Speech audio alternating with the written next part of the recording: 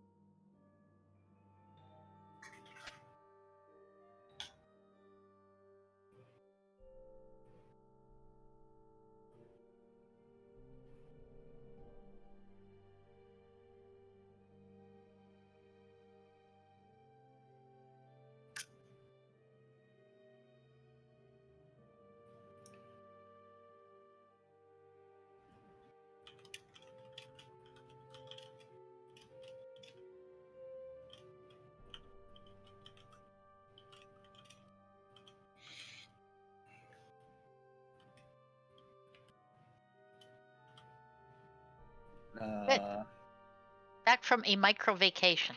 Was lovely.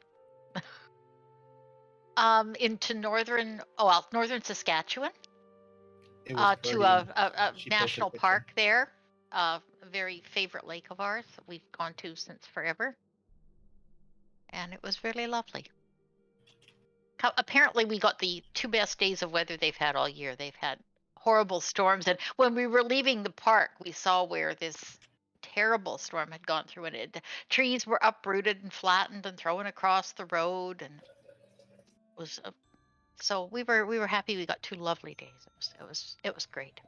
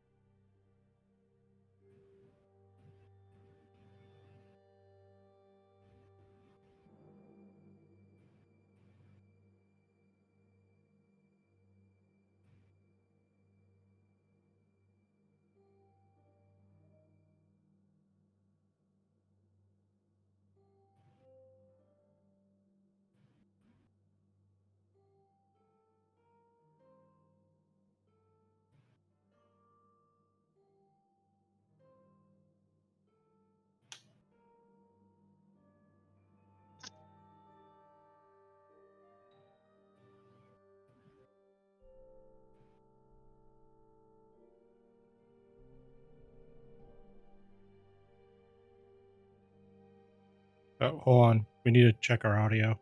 Going to the stream. Yeah, and just in OBS, make sure it's not muted in there.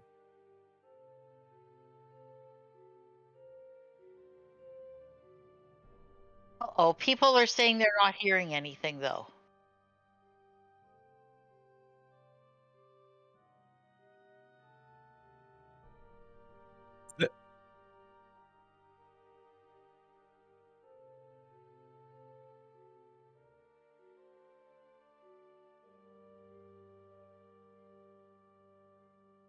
Is it Kiara that you're not hearing?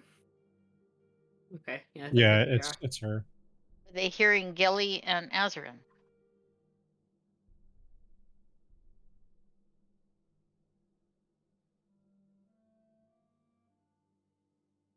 I'll come look.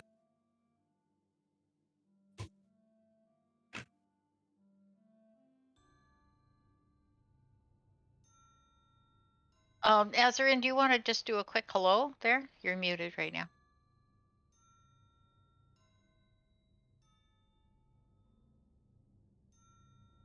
You're still muted, Az. Still muted. There we go. Okay. I thought I swear I clicked on it. It's like, But there's 72 layers of it. Okay, so it looks like it's solely Kiara that we're having problems.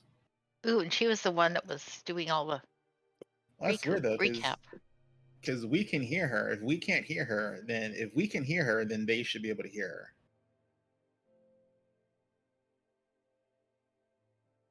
Oh, just a minute. Rosa says, "There you go." So Rosa says... Oh, I think that was for Azarin. Yeah. Okay, can you stream? okay. Can you hear me now?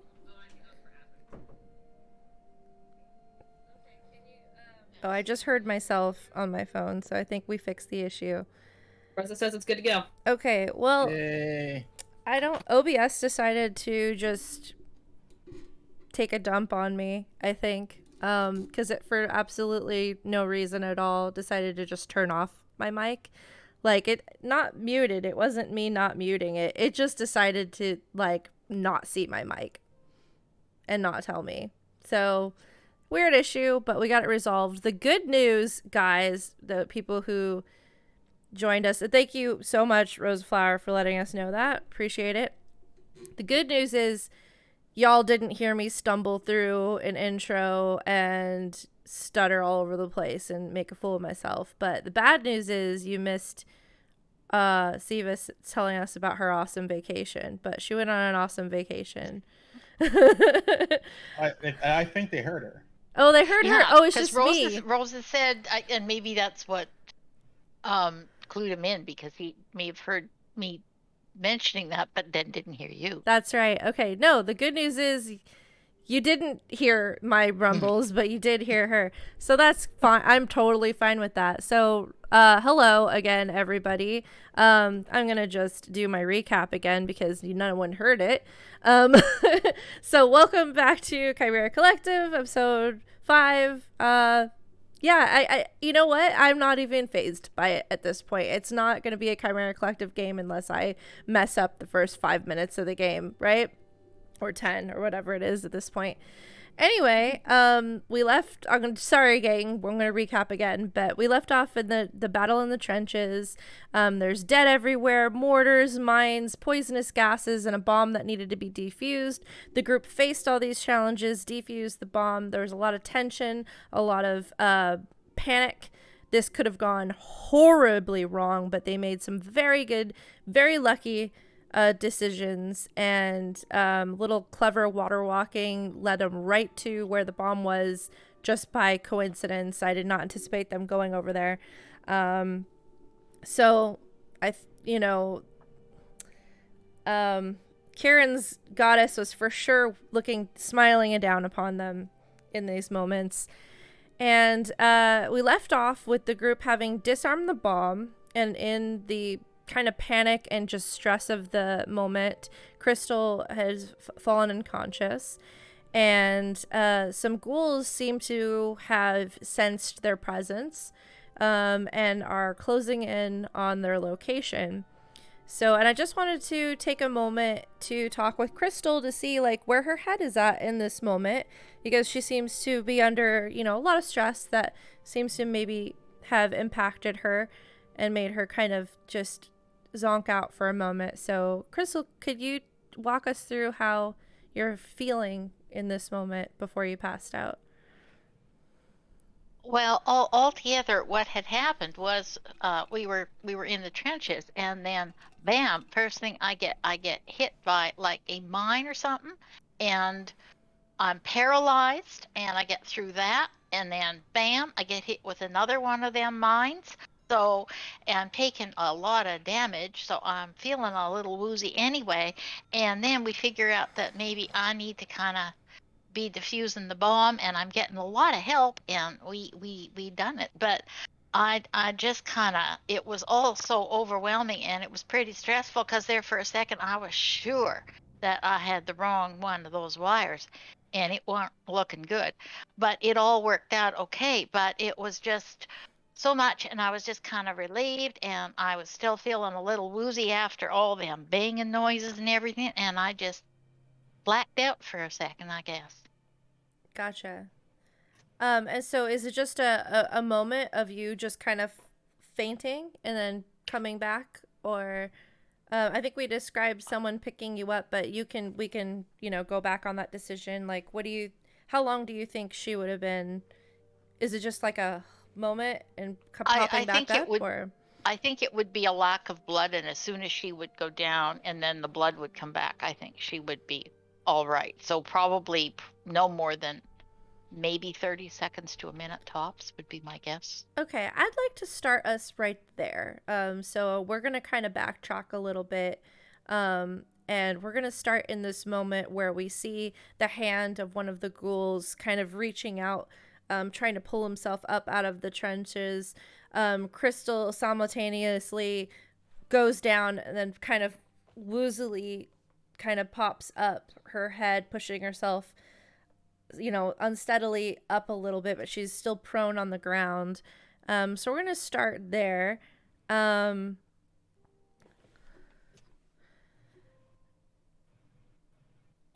we're going to go ahead. I do need to adjust. The combat ended and restarted, so since there is some enemies in the area, I think this is probably a good moment for a restart of a reroll to initiatives. So I'm going to go ahead and clear our initiative tracker there. And let's go ahead and get some new initiatives on the board.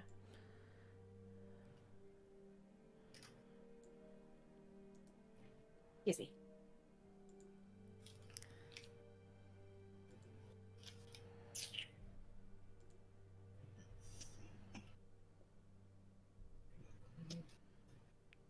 And I'm just going to keep Sefthi at an initiative 0.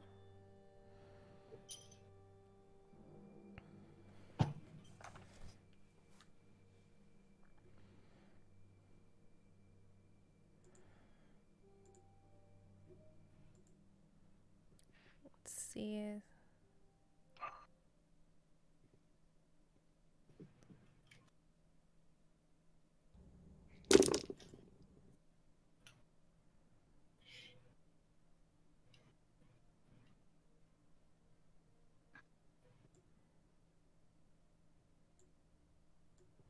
Yeah, I knew I gave this character trash initiative, but why do I have to roll so low on top of it?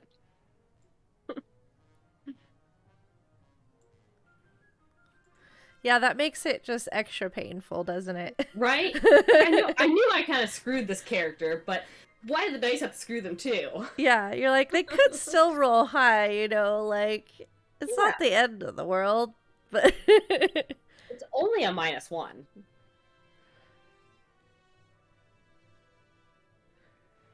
Oh my god, so you're literally at 0? No, I didn't roll a 1, but I rolled, Oh, I okay. rolled higher than that. But it's like, I rolled a 10. I mean, I could roll better. I Okay. could do better. I just didn't see you enter your number into the tracker, so I was like, is it a 0? I don't see the tracker. You don't? Maybe that's me. Hang on, let me zoom out. No, I don't see the tracker. Other people see it because they're entering numbers.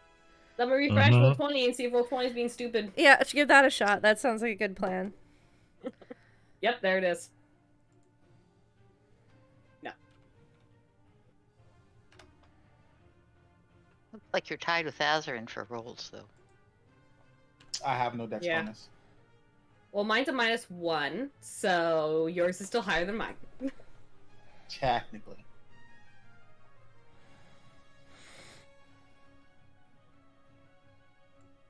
Because, I figured person made of metal built for strength probably doesn't have a lot of dex.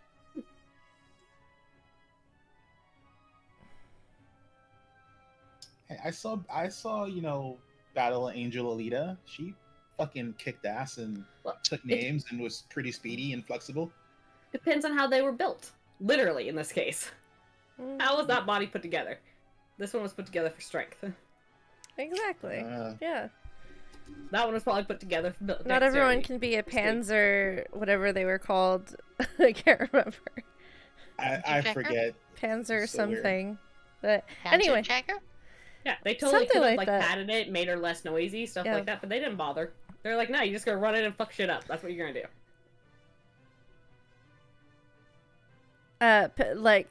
Side note, I love Battle Angel Alita. I read the mangas like years, and when I was in high school, I adored it. So I thought the movie was pretty good, but we won't start that, rabbit hole. All right, so starting us off, let me go ahead and organize everything in the right order here. Muffalo and Fudge. I'm gonna put Fudge a little first there, just so you can make the decision if Muffalo goes before you or not. Well, I always go before him. So What would you guys like to do? Oh, You wow, still that's you great. still have Water Walk on you because I believe you cast that on everybody, didn't you? Yep. So everybody still has that. We have like 15 or 20 minutes, depending on how gracious you want to be. Gotcha. And welcome Raiders, Ami, Kari, and Renvi. Thank you so much, guys. Appreciate you. Welcome to Chimera Collective, Darkness in Darvasta. All right, Fudge and Dear Muffalo, what would you like to do? what is it? What exactly am I seeing at this point? Like, So, I'm obviously down the river a little ways, or the stream, whatever it is, looking up, kind of towards them, I guess. yeah, I think at the time Um, you guys wanted a little bit of distance from the bomb, even though nowhere was safe if it went off, to be honest. But I'm not. You guys just kind of hung back, and especially since every step is potentially a mine, so that could be also why you guys hung back. But you're currently standing on the water, and what you see to your left, you see a trench filled with poisonous gas. Over the trench, you do see the start of a figure pulling itself up out of the trenches. That its skin is like this pale, decayed gray, like decayed corpse coloration, and as its head peeks up over, it's got this long whipping tongue, and his red glowing eyes are kind of fixated on the group of friends where Kieran and Crystal and Sybil are. Particularly, it seems you've got a pretty good perception, so you can see that it seems pretty fixated on the figure that just fell to the ground, which if you look over, you would see that Crystal seems up, but she's prone at the moment. Yeah, and you're next to Muffalo and Sefthi right now.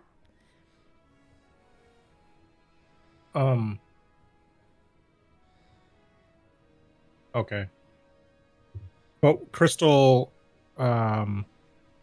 she's hit the floor. Yeah, she is Just to currently understand. prone. You do see her figure stirring, like she sort of is like gently starting to lift herself up off the Gotcha. ground, but she's real woozy and her eyes are unfocused, and she did hit the ground. So she is not unconscious currently, but you can tell that she probably had a moment. Mhm. Or she tripped. It's hard to tell from where you're at. Like, something happened to make her fall to the ground, but she's clearly still alert to some degree. Mm. Um,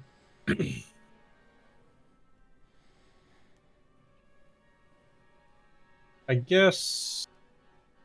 How much of that figure do we see? Like, is it just its like head at this point? Looks What's like like his some of head its? and some of his like forearm and shoulder, is he's kind of like just sort of like just this half of him is starting to pull himself up out of the trench in this moment.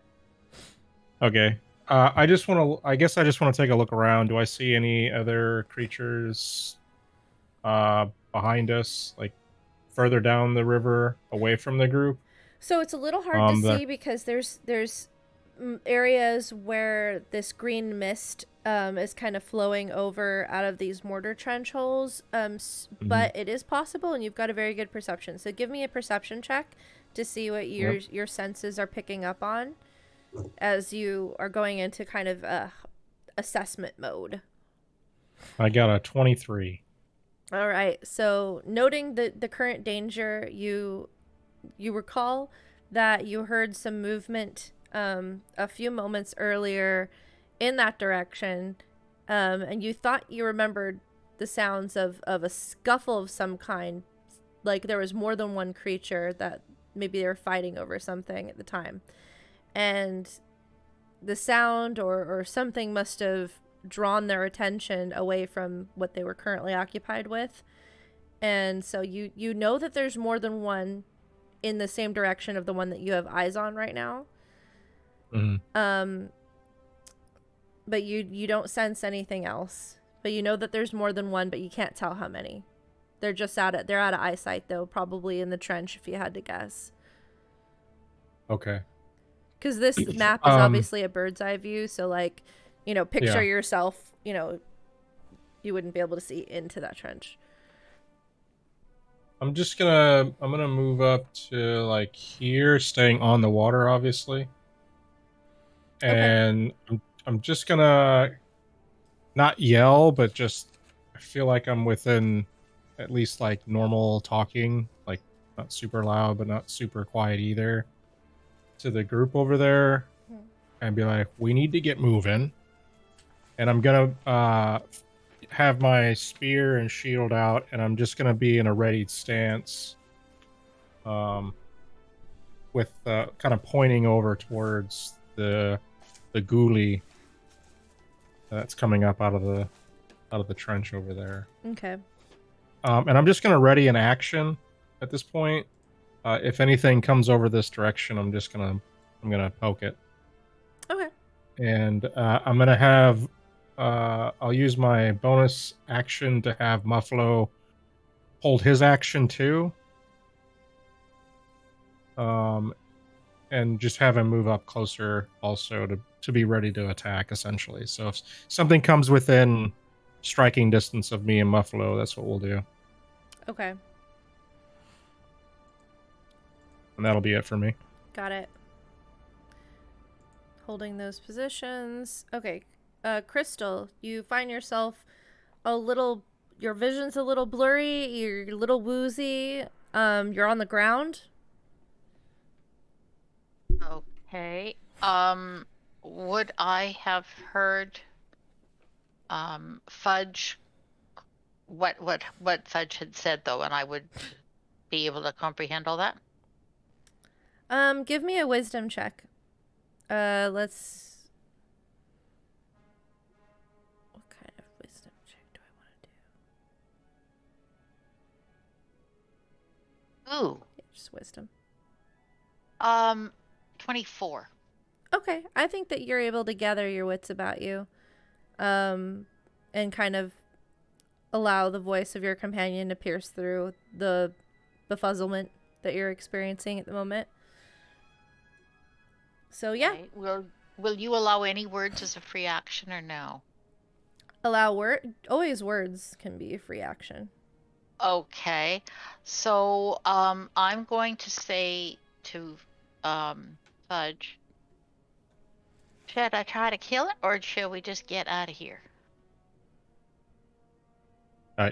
Can I respond, or do I need to wait? I'll allow it. Oh, I'm just gonna look you like right in the face and be like, "Let's get going." Okay, so I'll use my action to stand up and make sure I have my weapon at the ready, and I will start towards moving, like however far I can move into the water to move away, but making sure that the others, and I may have to hold part of an action to make sure that those that are not as offensive to as like the cleric types and so on, if they need protection, to stay to make sure we're all safely moving.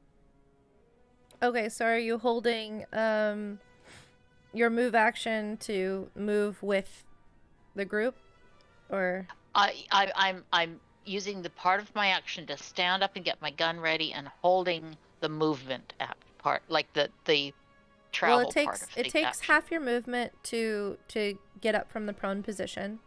Okay. So half of it's gone there, and then you can decide to hold. I'll let you hold the second half of your movement until others move. Like if you don't want to go until they go, that's fine. Yes.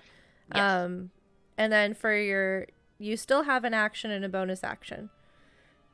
If there's anything you'd like to do or prepare. Can I? I'll prepare. I would prepare to fire on the ghoul if I have to. That would be what I would be doing, but I wouldn't do that if I didn't have to. If that makes sense. Like if it attacks somebody in the party. Okay, if it attacks somebody in the party, that would be the trigger for me to take an attack. Okay. Or an action to attack. I think there's some weird I can rule say about this. like holding a movement and holding an action, but I'm just gonna just say whatever, and that's fine. So that'll be the criteria for that. Alrighty. So that will bring us to our ghast here, who is going to move towards the figure that it saw as the weakest in the moment, even though you're up now. And it is going to make an attack on you. Where is... Bloop, bloop, bloop, bloop. Of course I don't have that paper. That's alright.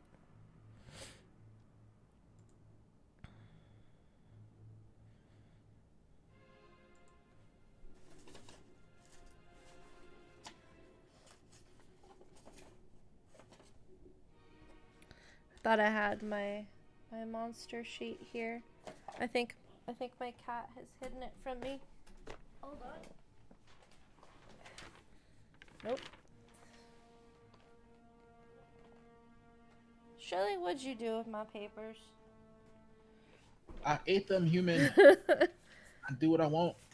Gotta be one of these.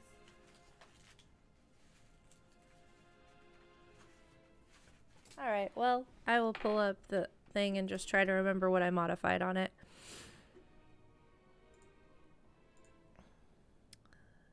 Sorry guys, 1 second. Thought I had the sheet, but I didn't.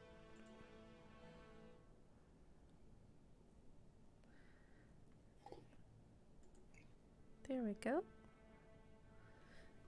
I want to say he makes 2 attacks. Okay.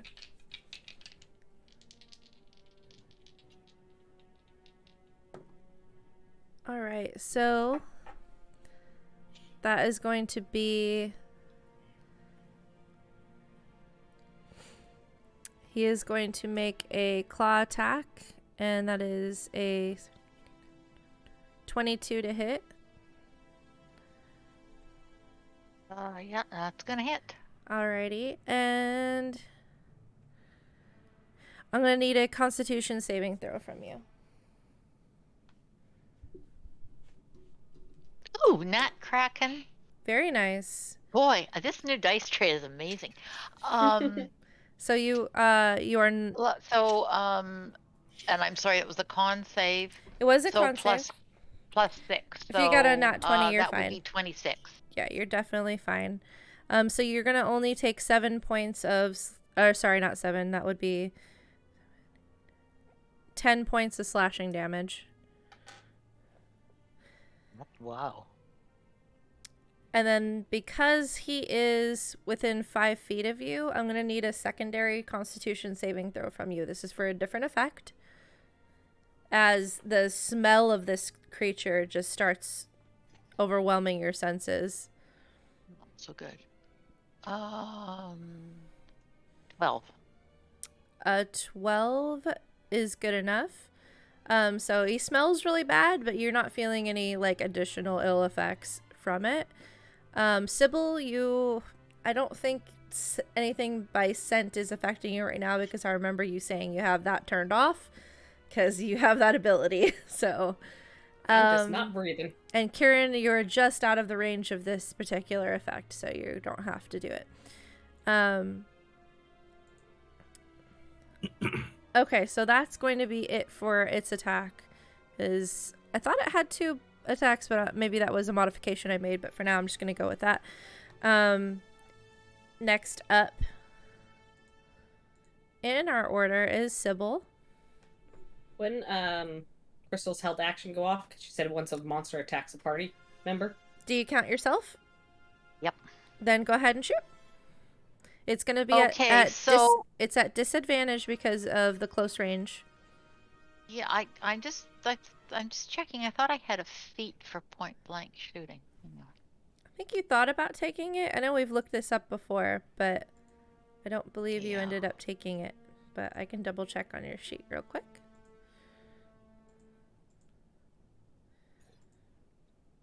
There's just so many sheets of paper.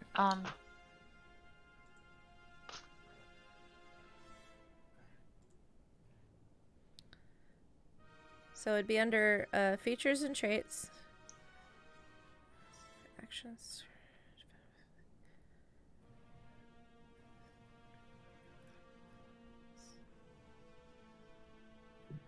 You have the gunner feat. Yeah. So that allows you. Yeah, gunner, dual wield, sharpshooter, and firearm specialist. So it doesn't look like at this point I have the one that is a point blank range, does it?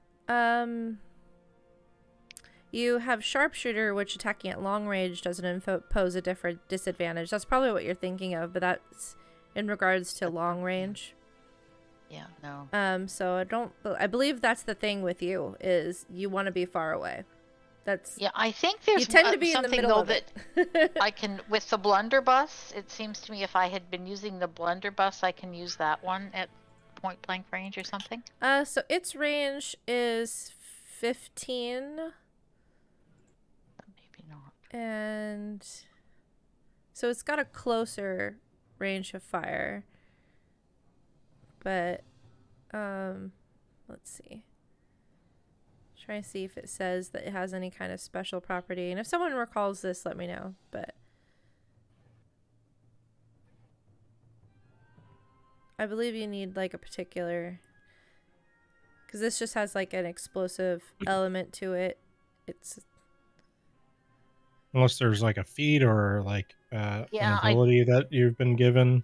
Yeah, through I don't class? seem I to don't have know. that particular one. I've looked through everything Yeah. here. I've got the printout myself in front of me, and I don't have that one. So I'm just gonna take and since I said I had the rifle up, I think what I have to do is just shoot the rifle point blank range at disadvantage. okay. So that's what we're gonna do. So And the rifle misfires with a 1 or a 2. So just keep that in mind so on the die. 2d20, so I'm going to miss. Uh, one's a 10 and one's a 1. So I have to take the lower one, so that absolutely is going to miss, and it misfired to boot. Oh, I see. Okay. Got it. Yeah. So you misfire as well, and so that I'm trying to remember the rules on misfire. This is a little bit new for us. You have to spend a grit point your next successive round or successive action to undo the to basically fix it, right? Yeah. Yeah. To clear the barrel. Okay. But you lose an action to do that. There is a feat that lets you do that as a bonus action, I think. but I think it's at a higher level. And I think at the point, if you fail the roll to clear the jam, you just mess up the gun a whole bunch. And you have to basically take it to a workstation in order to unjam it. Oh no, wait, here we go. Crystal, I'm seeing it right here. Gunner, being within 5 feet of a hostile doesn't impose disadvantage. So do a reroll. Okay. So it's the gunner one I took. Yeah. Yeah. Okay.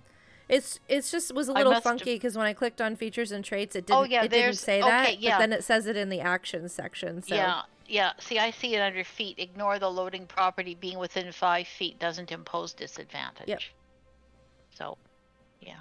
So you're good. 'Cause I remember discussing that with Shadow Fox. Okay. Yeah. Try this again. Okay. Unfortunately, well, at least I don't jam it, but it's a 3. So even with all my bonuses, I'm gonna miss him. I think because Yeah. it's only gonna be a 9. To Yeah, hit, that's gonna miss, but it does not misfire, so that's nice. Sybil. Okay. And now at So that was your basically react like okay, your so held action. Okay, but can I do my extra attack too No, or no? not when you hold your action. You only get the one. Okay. Yep. All right. That's the downside, but it's useful to be able to time it when you want it. Sybil, back to you. Yeah. I think the first thing I'm going to do is I'm going to grab Crystal, and if I'm going to try to use force movement to force her back one so she doesn't get the attack opportunity on her as I move her. Okay. Nice, thank you. That gets her out of that ghoul's range because I know what they do because I've been caught up in them a few times. Okay. So I can't actually move her, but I'm trying to I'll shove move her. her back one. So you're just moving her there? Yep. Okay. Basically, I want to oppose myself between her and the ghoul. Got it. So I'm just kind of shoving her back. And then I'm more risky. I'm going to cast command on this, so I need a wisdom save. I Ooh. think. Okay. It's not a very high DC, but let's try it. But he's not a very wise creature, so we'll see what happens. Yeah, it's an 11. Oh, he fails, and my command's flee. Flee? So he okay. yeah. So essentially, And is yeah, it so has to it's spend immediate? No, it has to spend its turn. Okay. So got on it. its turn, it has to move away by fastest means available. Got it. And what do you do when you say that? Like, what does it look like when you command it to flee? Could you describe that for us? Probably the symbol etched into the front of her shield lights up. The holy symbol on the front of her shield lights up, and that it kind of like flashes and moves through it. So it starts at the bottom, gets lit, and then it slowly dims. And as it does, you see the magic kind of move up and into her throat. And then as she speaks, it kind of comes out in the reverberations. Awesome. And hits the creature. Awesome. And gets hit with that, and he kind of just suddenly feels like this is not a good idea. And you can see him starting to kind of backstep. Kieran? Or was there, sorry, Sybil, was there any other, did you have anything else you were doing? I don't have a bonus action, I don't think, because I think that's all spells. Yeah, we're good there. Not really, because I'm going to, yeah, I'm not going to move until everyone else does, so. Okay. She's Alright. kind of there, shield at the ready, like, waiting, looking at the other parties, waiting for them to move. Okay, Kieran, what you gonna do? Does it look like Sybil's spell affected the ghoul? You could see his kind of snarling expression has slackened, and you could see his back leg is starting to kind of back up. Alrighty. So she won't hit him, just in case. it's the kind of mind affecting. I mean, she has command. But Yeah, she your doesn't really character would know what to do and not do in that So situation. And you're right there, so you saw everything happen. Yeah, so she's just gonna book it. Okay. She's just gonna start heading out. She's gonna be like, like we should get out of here. And so step 5.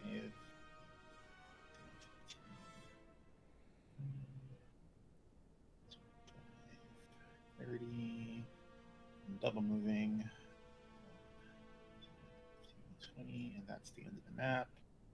And she's just gonna keep running along the river. Okay. And Sefthi seems to agree with the plan of getting out of here and kind of follows suit. So I'm going to go ahead and take us out of combat, because with that command, once it comes back around to the ghast's turn, it is going to just leave and flee as commanded. So you guys are kind of free and clear. I'm not going to play that out because there's not really any need to. So let's go ahead and take us over, back over to this screen here. Switch up our music. So I'm going to say that you guys managed to, following the water line, using the water walk, make your way back safely to kind of the entry point to this particular sector of the no man's land that was extra dangerous. And this is where the guide left you, so you're back at that kind of main point. However, your guide is nowhere to be seen, and there's still a fair amount of dangerous terrain to traverse. You guys will have to try to either, follow your own footsteps back or go off of memory, because there's no guide to help you through the safe pathway. So how do you guys want to get through this section? Currently, there doesn't appear to be any creature dangers in the vicinity. That could change, but you seem to be in the free and clear of creature dangers at the moment, and are back to where your guide left you. How do you guys want to proceed from here? Kieran is going to, with exasperation, exclaim, like, did he bail on us? Wait, Jerk. what? Oh, Or like the little guy who who took us here. He's like not here. it's all right. And I'm gonna hit my noggin. I'm like, I'm very good at keeping memory of geography, so I can get us back to town, no problem. There's signs of a struggle. Does it look like he was chased off by something? Give me an Or that there's- investigation.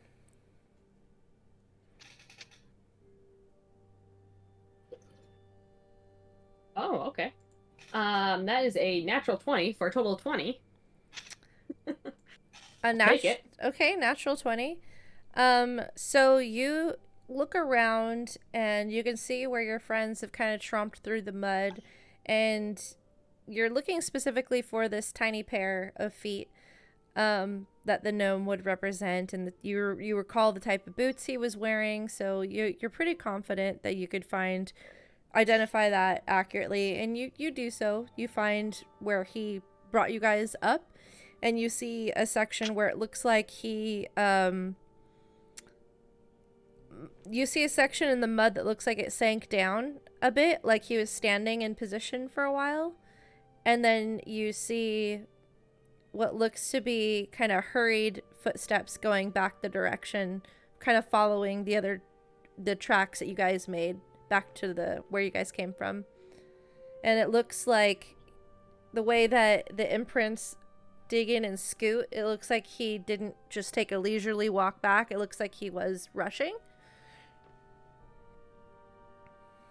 So, after looking at all that, she'd be like, well, I'm not sure if he got scared off when the ghouls started attacking us or if something else spooked him, but he seemed to head back to town in a hurry. Well, we'll keep an eye out for him as we go. But it did look like he stood here for a while, so I don't think that was his initial plan. Probably got spooked off after hearing all the commotion from us. It's fair. So, or something We around did here. have- should have gone. Or it could be the multitude of bombs that went off in our vicinity. Probably assumed we Yeah. were dead. And that something was coming for him next. That's entirely possible. So, Perfectly acceptable assumption in this situation. Like, we need to get one of those things or like plans, because I'm not coming back here again unless I can actually spot those things with magic, because those things suck. yeah, we don't have to come back, I don't think. So, I mean, I don't want to. I feel like the chances are fairly low. So, yeah. Let's get going, because we don't want something to sneak up on us out here. Mm-hmm. I will start leading the group back out of here. And I'll point to him at the beginning of the trail, at least what I saw in the vicinity, so that starts him off in the same spot. Maybe he can handle it from there.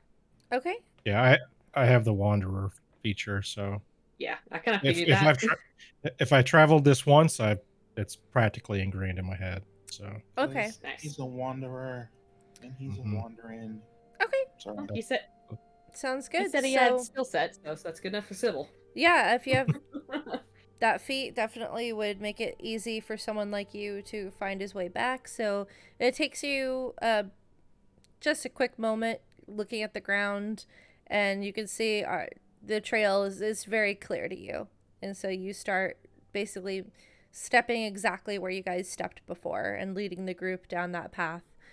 Can everyone give me a perception checks, please?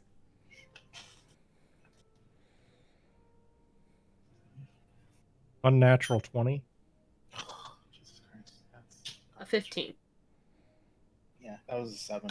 Okay. That's not good on rolls today so far. And Okay. Fudge, you see something kind of strange off the path a little bit.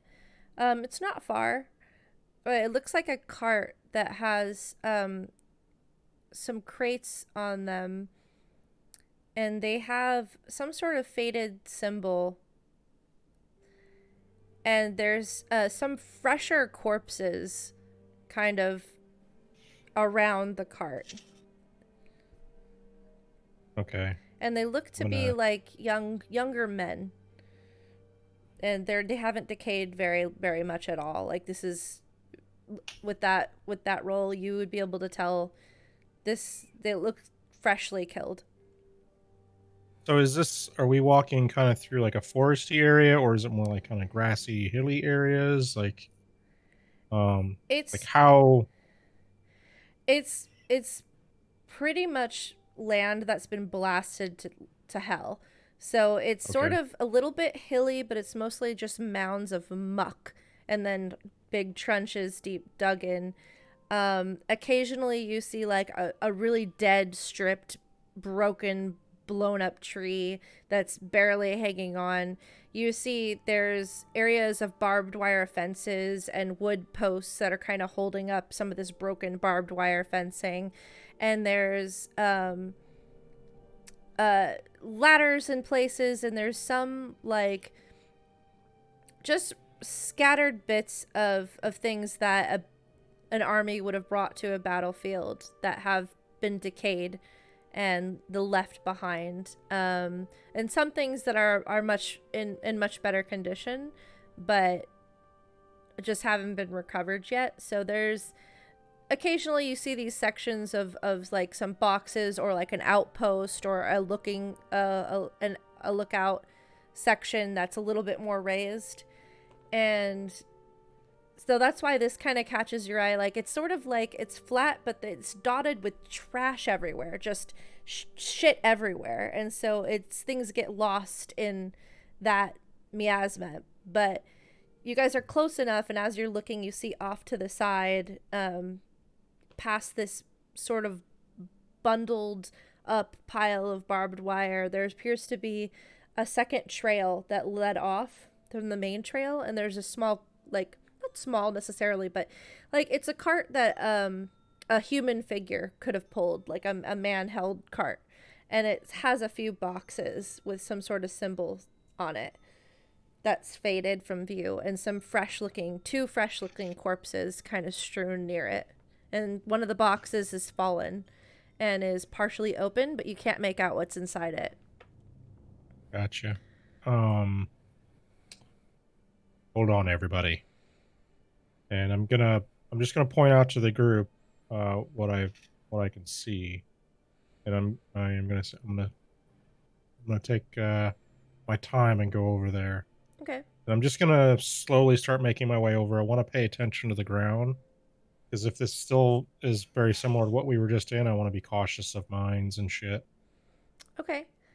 So if he's gonna go over there, before he heads over there, Kieran will cast a vigilant blessing on him, so that way if he has to go into initiative, he has advantage. Okay. Do I recognize the symbols on the side of these boxes? Now that he's pointing them out. Give me a second perception check now that you're focusing in on that area with his help. I bet it's a 16. It looks either like a symbol that you would find on crates of ammunition or on crates of explosives, but it's faded, so you can't tell exactly which, but you can tell that it looks very familiar, and you recognize the crates as being something you saw commonly being transported back and forth from the battlefields. So you recognize it as being some sort of weapon related item. Definitely not apples or something like that, you know? Budge, do be careful. That's carrying some sort of explosive or ammunition. You get like a little thumbs up as he's still kind of moving forward. Though, as I say ammunition, I'm more look over at Crystal like, maybe need some ammunition. As I approach, I want to focus less on the actual card itself and more on the actual bodies. Like, pay attention. Like, I don't want to step on anything. Basically, I'm going into like hunter tracker mode, and I just want to see like I want to assess the ground first to see like what happened before I start to step into it. Okay. So give me a investigation check for the, looking around to make sure. Basically, you're checking for mines and stuff like that first. So it's sort of considered like checking for traps sort of role. Should fall under the investigation umbrella for that first part, just to make sure you don't blow something up with where you step. Just a 3. Okay. While he's doing that, can I use my Divine Sense to see if there's any undead in the 60 feet with us? Within 60 feet? Within 60 feet? Yep. I would know the location of any celestial fiend or undead within 60 feet. That's not behind total cover. You do not sense any within 60 feet. Yes, other than Kieran, which is oddly popping up. How? Wait. Just oddly. Okay, I guess Kieran's pinging is undead. I don't... No, it's celestial. I said celestial. So it doesn't for celestials. I'm like, when did this happen? I'm very confused. Yeah, she pings as a celestial, and every time it's like, something's wrong with this? Yeah, besides Kieran, you don't sense anything in 60 feet of you at the moment. But good thinking. Yeah. So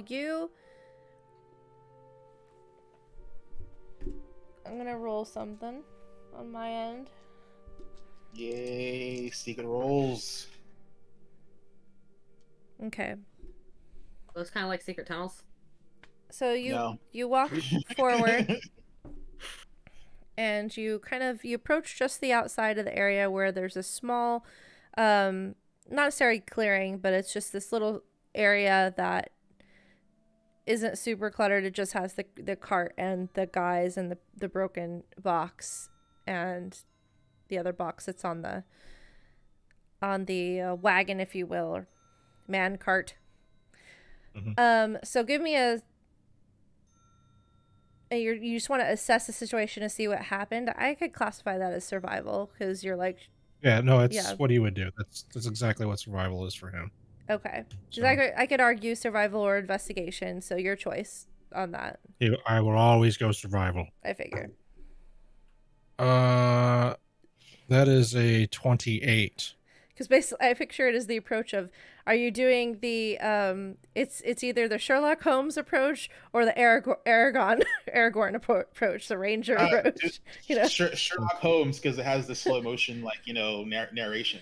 yeah. Nah. But he's using survival, so that's the Aragorn approach. Mm-hmm. So you see the hobbits. No. Nice. I kill him. What was your roll again? I'm sorry, I got distracted with my own thinking. A 28. Wow. Okay, that's insane. It really is going to be an Aragorn approach. Jesus. 19 plus 9. I got a fucking huge survival. A movie plays in your mind right now. Love it. And I taste the mud a little bit. In this movie, you see two figures pulling a cart and the other kind of pushing from behind, as you look around and you see sign of more deep gouges back behind and footprints that go a little deeper as if he was like pushing, and another one a little bit deep as he's like struggling, but he's appears to be pulling based on the wagon wheels. You can tell what direction they're coming from. You also, just looking over at them, you can tell that their bodies have fallen in a way that they were killed suddenly. And you see small holes in the sides of a small hole in the side of one of the man's head, and in the other man's head, the hole is in a similar trajectory. So you can tell that the shot was fired in the westerly direction, but it looks like the two men were shot from afar.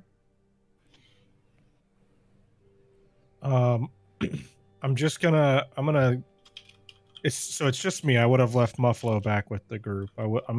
I'm already pretty short already, but I'm gonna get down a little bit. I don't want to get any closer.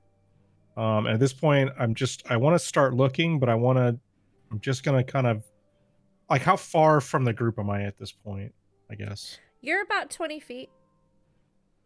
It's not too bad. What I'm gonna do is I want to start scanning any parts of the horizon that I can see. And as I kind of scan around, I'm gonna just kind of talk over to the group again, not yelling, but not necessarily trying to like be super quiet, just maybe a normal voice. I'm gonna be like, maybe you guys should get down,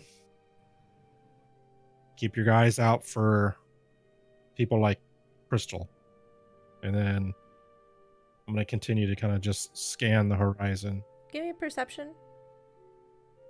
Again, sorry, lots of rolls right now, but it's for different things. This dice is doing me good tonight. I'm not gonna stop rolling it. I need to find which dice this is and murder it.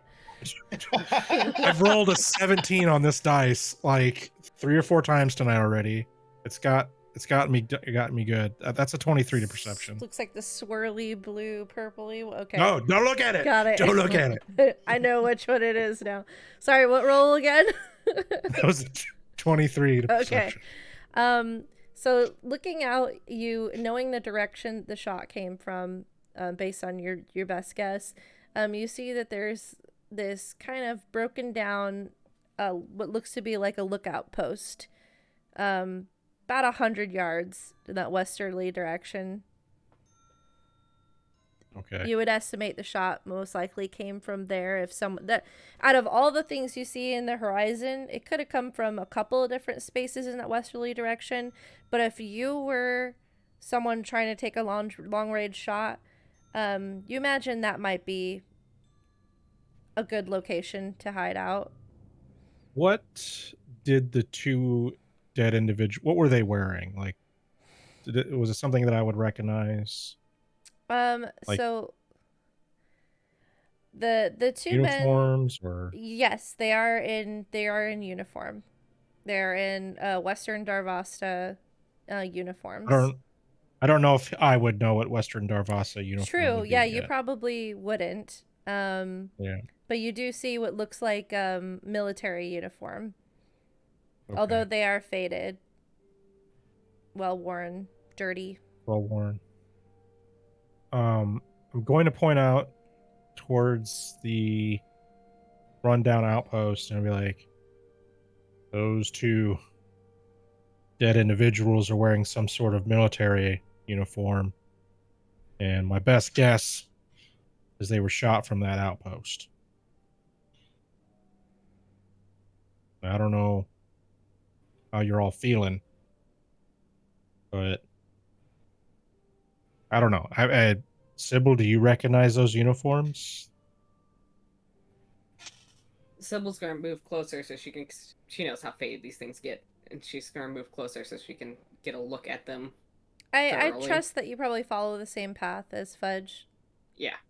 Since you guys, It's already been a proven path, so. yeah, Mm-hmm. you guys, I assume you would have done that at this point. So looking, and you do, as you get closer, they're real dirty, and a little faded. They're not exactly what you would probably consider any active duty. With your background, you would know that active duty would keep their uniforms in better shape, and because it doesn't just look like in the moment, they got messed up. It looks like they've been in filth for a little while. So give me a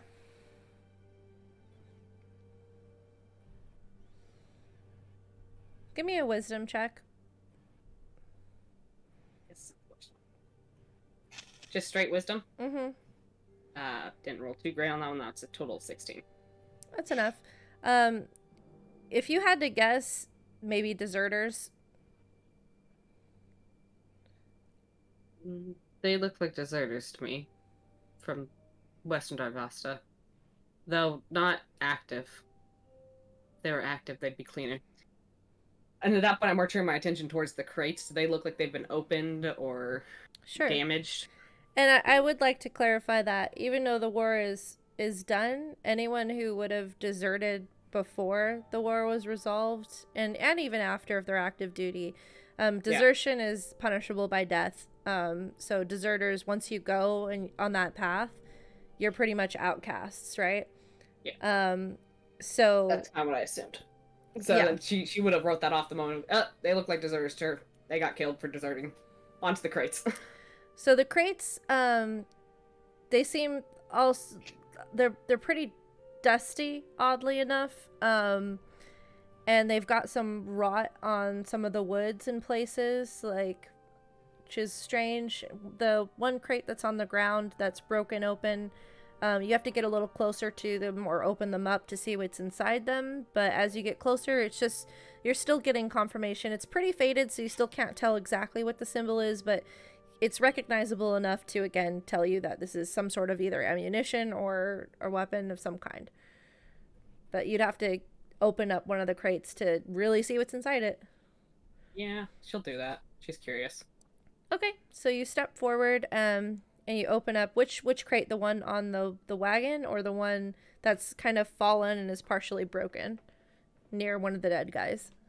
Should probably open the one that's partially broken first, because it probably isn't too hard to complete breaking it. Nope, not at all. So you kind of use, imagine you might use your weapon arm to kind of like tuck Probably. in and just Pop it. Yep. pop open one of the broken planks. And doing so, you do see what appears to be an inactive mine. So I'm more motion to Kieran. This one's inactive, but it's a mine. And I'm more go to one of the other ones. Still be gentle when you handle it. You don't want to accidentally activate it. So Karen's gonna grab it and she's gonna start, looking over the fine details of it. Okay. She basically wants to try and commit it to memory. And she's gonna go like, "Are these the ones that blew up on us over there in that horrible place?" I mean, Tell what kind they are? that's pretty hard to tell because when you saw them, they were exploding. So, you guys never kind of if you had a moment where you found one and took the time to unearth it and deactivate it, you might be able to recognize it, but this is the first you've ever actually laid eyes on one of these things. So you're not sure what kind it is or if it's the kind that you guys experienced before. You don't know any information. What it looks like is sort of a disc of metal that has a slightly raised portion of a different type of metal. It's just a different, like, darker alloy. And then another ring of an even darker alloy. And then it seems in the center, there's some sort of tube that looks like it has a hatch that might have a release to open and close.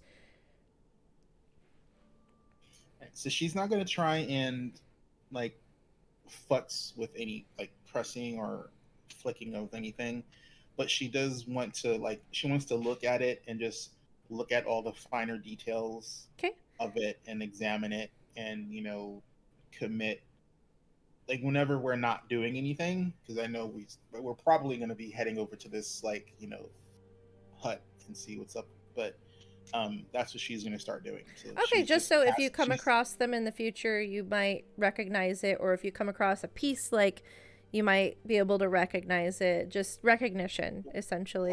Well, yeah, because I have find traps and I have locate object, but I need familiarity with the object. Otherwise, the spell's useless. Yeah, I'd say you need to spend a fair amount of time, but if you guys take the mind with you and you take the time to kind of sit with it, sort of like you would do if you were trying to attune to an item, I'd say that would give you enough to it probably wouldn't take that long, actually, but I get it. You're looking at it. You notice there seems to be like a serial number on the underneath portion of it and a manufacturer's seal.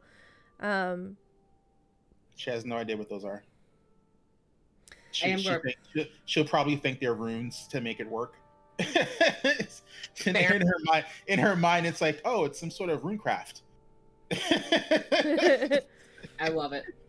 She's like, oh, like then she's gonna start wondering if like dwarves or gnomes made them, because she would associate runecraft with gnomes or dwarves. It is writing you wouldn't recognize either, because it's not in a language you know, but okay, so Kieran's currently got possession of the mine. You can add, since you guys don't know what type of mine it is right now, just add in your inventory, say, one mine found near cart or something like that in the description, just so I can, if you don't end up using it for a while, we can recall which one, where it came from, so I know which one it is. Unless you find someone to tell you what it is, but just a little descriptor. And then you are going to open up the other crate on the wagon? Yep. Okay, so opening up the other crate, you find what appears to be a few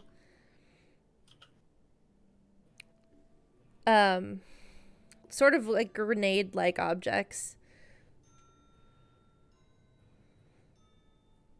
But not something I recognize from my time serving. It's something that must have come after. You've seen grenades before, but these have some, or either came after or well before, because they've got some runes on them, but they look a little like you're used to the arcane grenades that kind of had like this fluorescent glow to them along the sides, but these don't have that. Like, they're more of a simple make.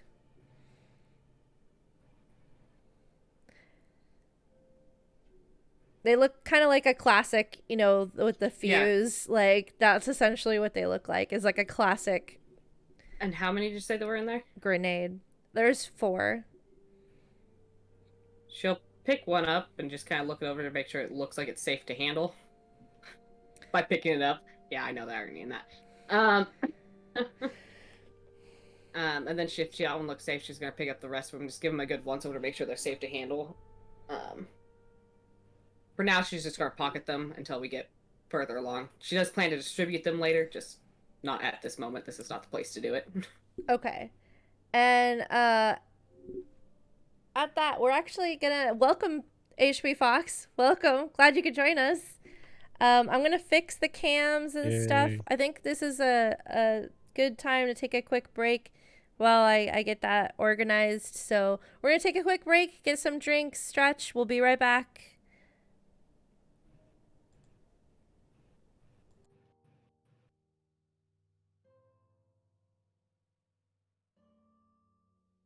Don't.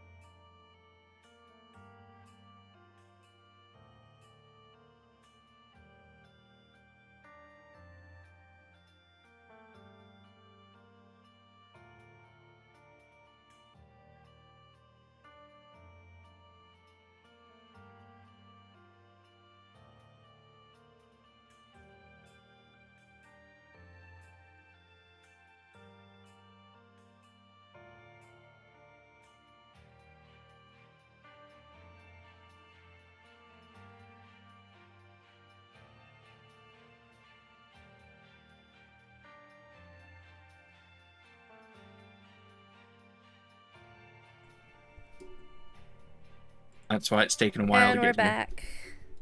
Hello, everybody. At least I think we're back. Did it transition? There it goes. Okay. Be right back myself. Just a sec. So, look, we have a wild HB Fox joining us. So I'm majestic late. Did- I just and got home. elusive. Oh man, long day. Did anyone catch you up on the break a little bit? Yes. Yeah. Okay. I believe I'm all caught up on everything that's been going on. Cool. Okay. Yeah, you haven't missed too much in terms of being able to like quickly catch you up. Alrighty, so you guys are. She just opened. Sybil just opened a crate and found two, kind of, perhaps older in design, or just different in design. Grenades. So she found 4 of them in there. Is holding one, and she asked, if she could tell if it was stable or not. She's not here at the moment, but she does not explode, so there's that. So I guess in terms of that, they seem fairly stable. There are the 2 bodies laying on the ground. Anything else you guys would like to do? I think I would like to poke around and check the bodies. Okay. Give me an investigation check.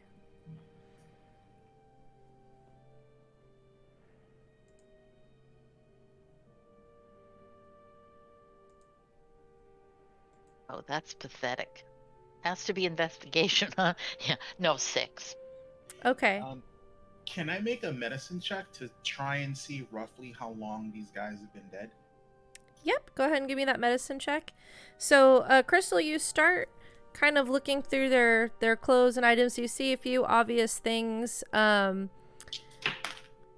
of them has like 2 daggers on him, and the other one has the strap of what would be used for a gun, but the gun, you don't see where the gun is. Like, it should be a rifle strapped to his back, but the rifle's not there.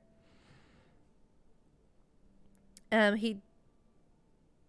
think that's all you find with it. Well, on the strap, you do find a few extra, like, bullets that would be used in a rifle, so you can recover those. I'd say that. So that would be regular rifle bullets then? Yeah. So I'd say that you find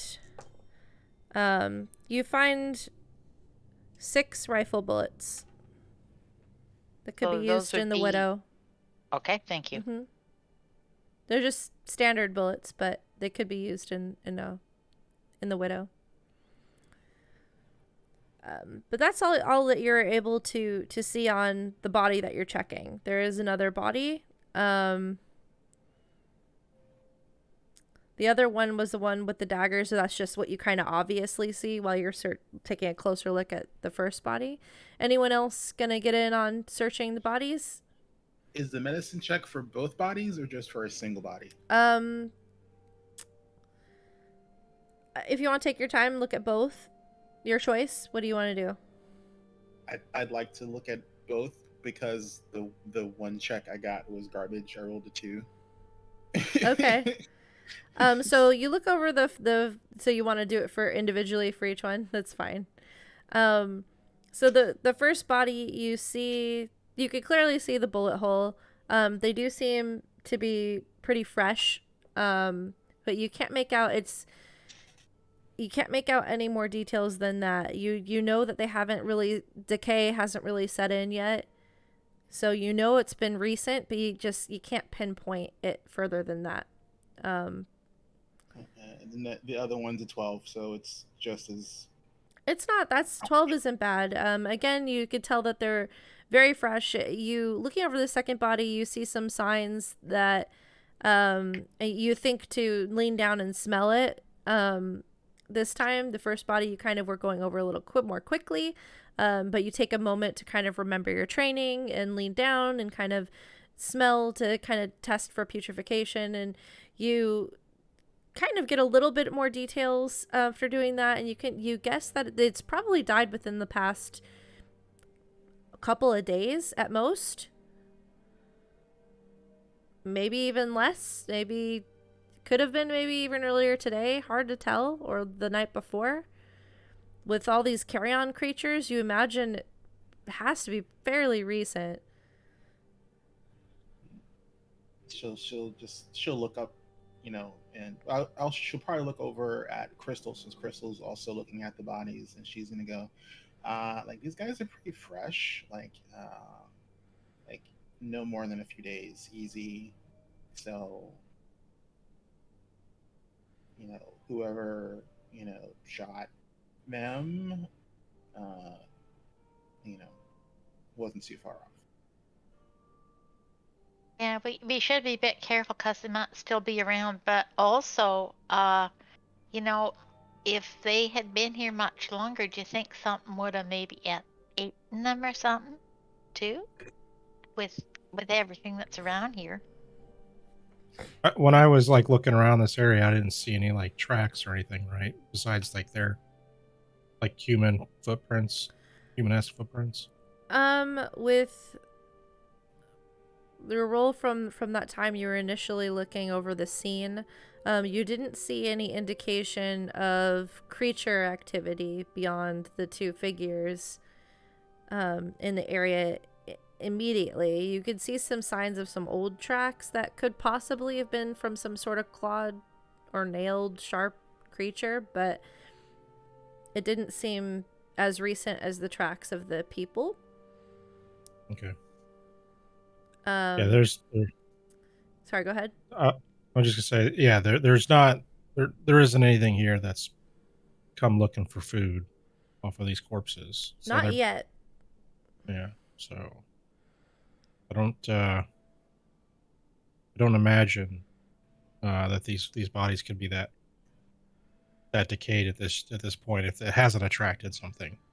Like you guys see some bugs, on the bodies. There's flies starting to buzz around them. Not a whole lot, but you at most see maybe a few signs of maybe some birds that might have like taken a few pecks at the eyes, because that's always where they go first. But it's still like way too fresh for this kind of area that has this kind of activity on dead bodies. But Kieran, when you were kind of doing the medicine check, could you give me a perception check as well? Because you were kind of close to the bodies. Oh, that's a good one. When she's done, there's one other thing I want to do. 18. Okay. On the second body that you were taking a closer look at, you see an envelope is kind of poking out of his jacket pocket. Ooh, what's this? And she just pulls it out nonchalantly and just opens it up. Okay. Sepia snake sigil blows up in her face. Um, You laugh. That I will let anyone who plays in my games know that is a thing I will do to you. Thank you for the heads up. It is in a language you don't know.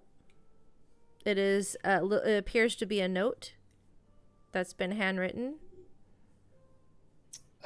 She's gonna do the cartoonishly blonde thing, and she's gonna hold it up to the light and turn it around to see if she can maybe figure out what it says.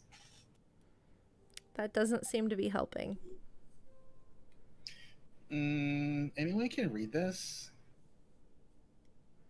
and she will probably hand it over to Sybil first because Sybil's from this area. That was a Something good I can call. read? It's in Darvastan, so yeah. What does it say? So it says, Unit 2, we had to change the usual drop-off due to new refugee pop-up camp. New location for goods drop is that big hollowed oak southwest of the ruined church. Gates near the creek. Look for marker. TWR Brothers. Unit 6. So I'll post that in both our chat and Discord, so chat can take a look at it if they want. Whoa. And then I'll post it in Discord for you guys. Essentially, just read it out loud.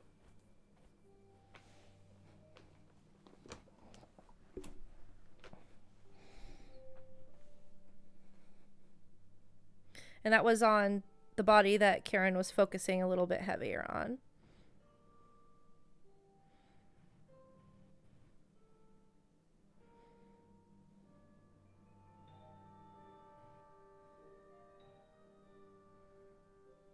Do the I'm guessing those are initials maybe, or an abbreviation of some kind, TWR for others. Does that ring a bell with any of us? You haven't heard it before.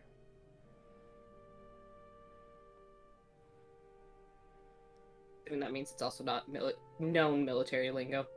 It is not. So Kieran's gonna ask, like, do you have like a secret compartment on your body somewhere? You know, like if I press like your boob or something, like, you know, it pops open. That's an oddly specific place. I'm gonna walk up and ignore that comment and be like, maybe the TWR stands for the resistance group. We are here looking for them. Possibly.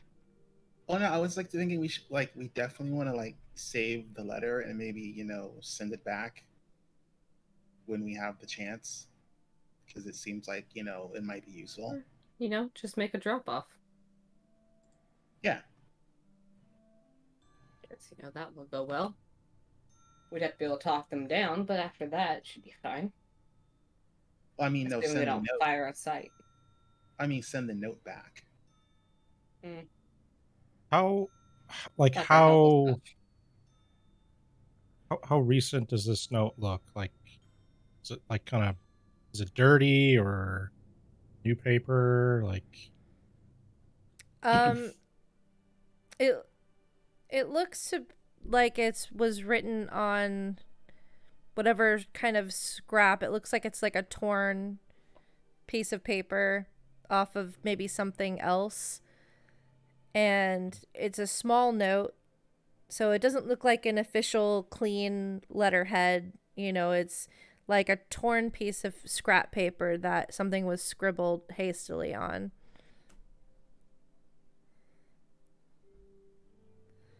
And then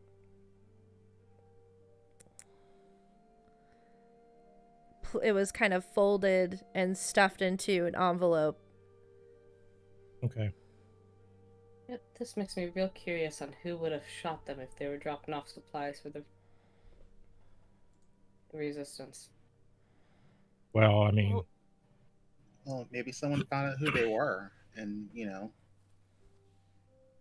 But while this is happening, can Crystal pick up the widow, which has that sight, and since she's a sharpshooter and would have the distance, can she look through the scope of her rifle towards where Fudge has said that the shots came from? Yeah, you can. So you look through your scope. Sort of nonchalant, you know, like I'm just kind of, you know, Taking sort a of scan of the area. sort of pretending to look bored and just kind of, you know, scanning, but I'm actually really wanting to see where those shots came from, if I can see anything in that area. Okay. But yeah. trying not to look obvious about it in case somebody is watching us, if that makes sense. Okay. Give me a performance check.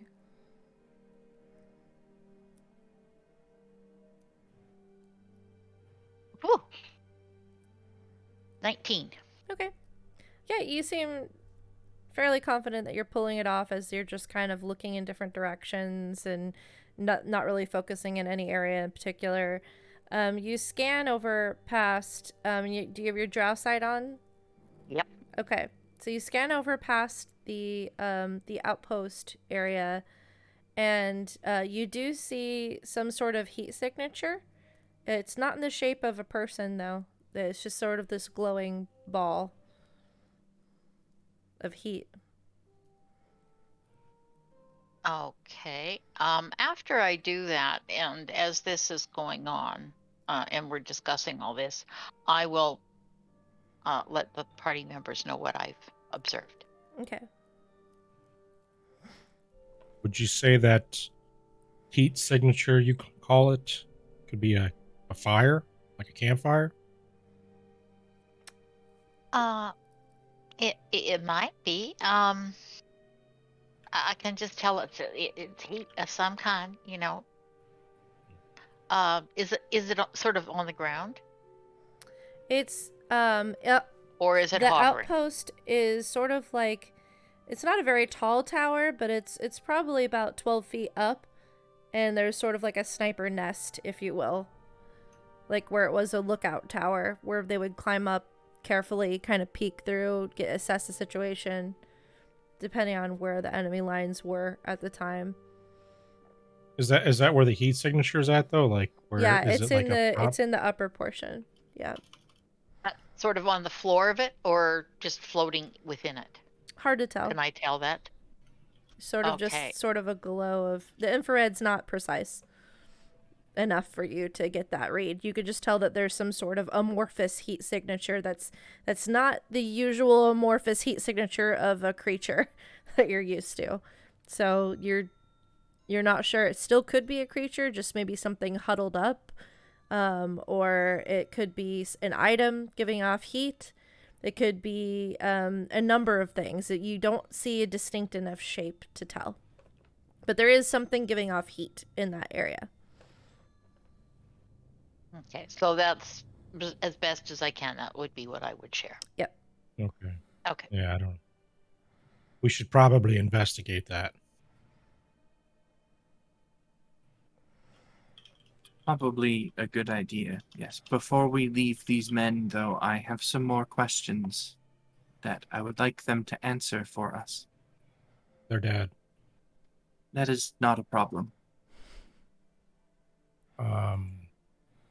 It's gonna walk over to you and be like, "I'm sorry, but these two have passed on. I don't know how they're gonna respond to you." Oh, it's magic. You can speak with dead. You know. Yes, observe. And I'll Yep.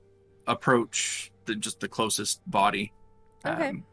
And kind of kneel down and put my hands on either side of the head and close my eyes. And for a moment, nothing appears to be happening until suddenly a swarm of scarabs come crawling out of my sleeves and down my arms, Oh across my gosh. hands, and begin to burrow into the orifices on this corpse's head. Oh, And why? it begins to kind of jerk and twist and turn. You can see the scarabs moving beneath the flesh, reanimating it for just a moment I as just I pull cast out. Speak with Dead. Yes. I pull out like I love a it. handkerchief, So start wiping my cool. brow a little bit. I'm like, ain't natural. I love it. Kieran's like, oh, that one's different. Oof. That's awesome. Totally creepy, but I love it. Just gotta double down on the character's theme, you know? Mm-hmm. I'll turn back to the rest of the group. We have 5 questions.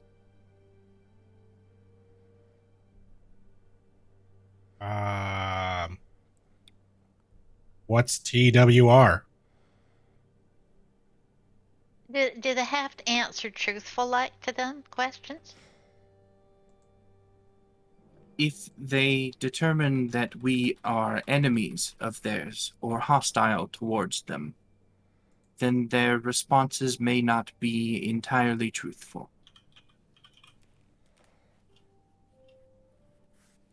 Mm-hmm. Okay, thank you.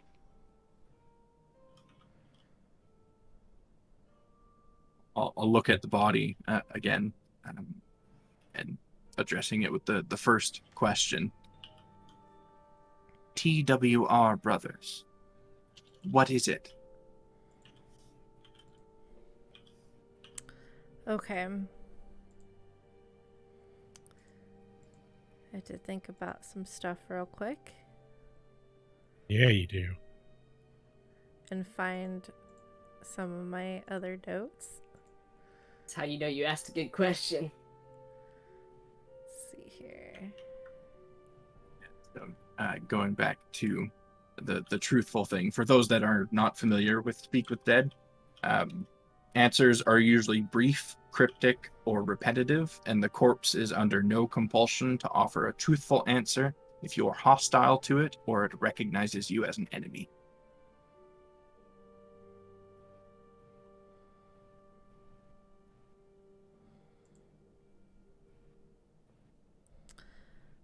So sorry, I'm trying to find my notes on something. I didn't anticipate. I totally forgot you might do this.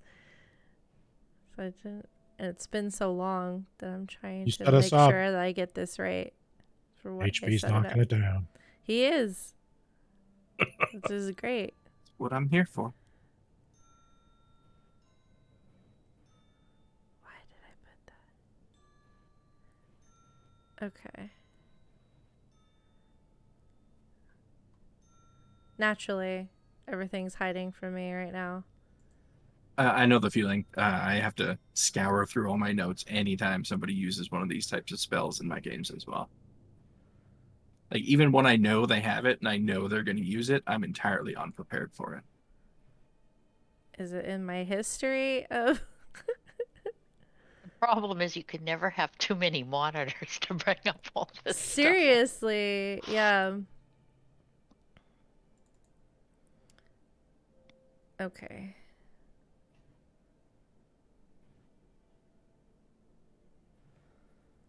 All right. I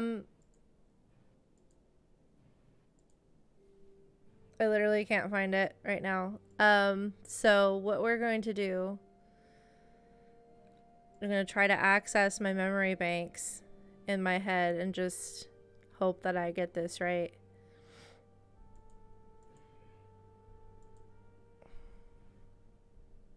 Oh, that's what it... Fucking A. Okay. It's so simple. I'm so dumb. I found my note on it. Okay.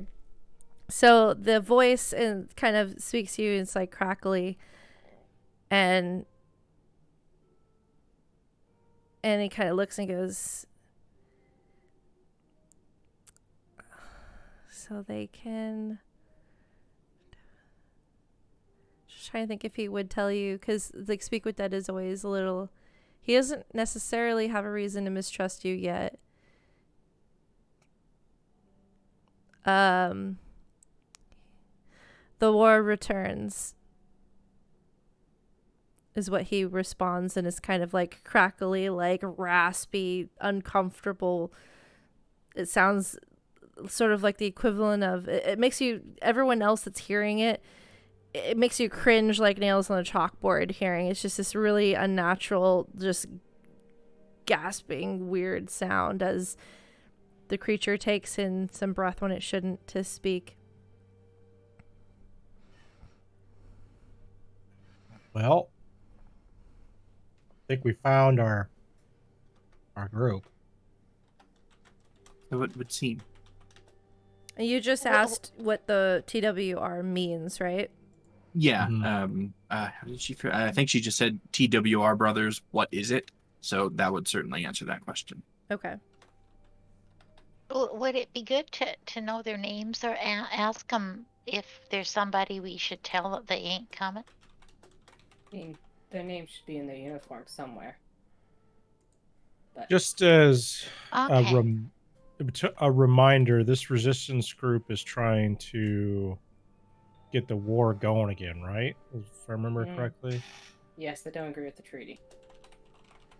And we were tasked to come in here and infiltrate them and figure shit out, right?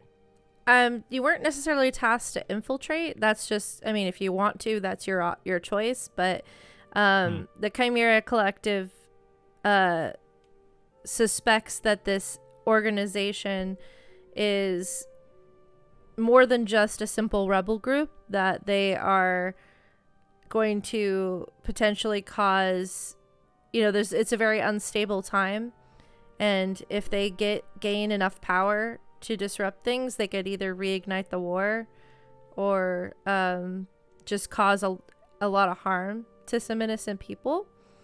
And so they want you to, the local authorities have had a hard time pinpointing any information about this group, and the collective suspects that there's strong activity of the group in this area and thinks this is a good opportunity. However, they're pretty well hidden.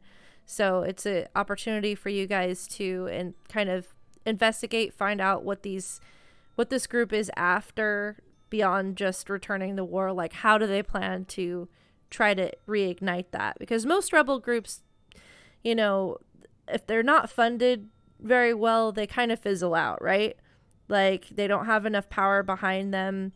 Once they're found out, they get crushed. But this group has been persistent and seems to be gaining in strength instead of waning, and that's concerning, especially with how well they've been able to keep their secrecy. So that's why you guys as specialists have been sent in to not only kind of help the area, but also try to bring these guys to the light and see what they're doing and stop it. Okay. I know it's been a while, so I'll recap. Yeah, that's why I was asking, because I wanted to. I thought that was along the lines. I just wanted to make sure. Yeah. So you guys want to, and you guys are that's why you guys have keeping it on the down low. That's why you're posing as just some, adventurers, opportunists taking advantage of the, work that's been available in the area while you investigate. Grumbling about the peace treaty every time she gets a chance to lay the groundwork up. I don't like it. Mm-hmm. You have 4 more questions. So I'm just piecing some things together here. Obviously, the resistance. I say this a little under my breath. It's not a kosher thing within Darvasta. And these guys are wearing, correct me if I'm wrong, Sybil, but Western Darvasta uniforms. So It seems like the resistance is on the western side of this thing, right? Where I imagine most of it comes from, as they'd be most worried about the results of this peace treaty. Gotcha. Okay. I guess we should figure out where these gentlemen were going. In the note. Like what they even tell us. I mean, we have the note, but I mean, I have ideas on how to act on the note, but that's probably discussed somewhere not in the open. We have an idea of potentially where they were going, I guess, right? The note does say... We know how to make contact. My assumption is that they were delivering whatever was in the cart to this goods drop-off area. Yeah. Maybe we can ask who's there. Like, if it's just a drop location, I would assume there's going to be no one there. They probably drop it off, then someone picks it up later. I'd also be good to know who wants them dead. Kill shot like this doesn't come from someone unskilled. And obviously there's an opposition here, but I'm not quite sure who it would be. Would the Darvastan armies, either side, have people like... I'm going to nod my head over towards Crystal. Well, of course, but... it means there's someone here who's directly opposing them. And we are unaware of who that party might be as well. Well, we can go check out where the shots came from and get at least some answers. Would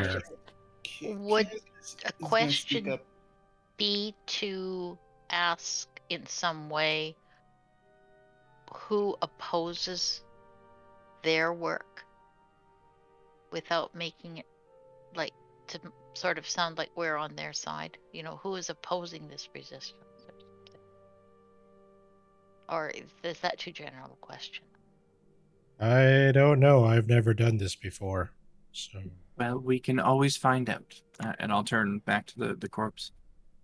You have been killed in the line of duty. Who is likely to have killed you?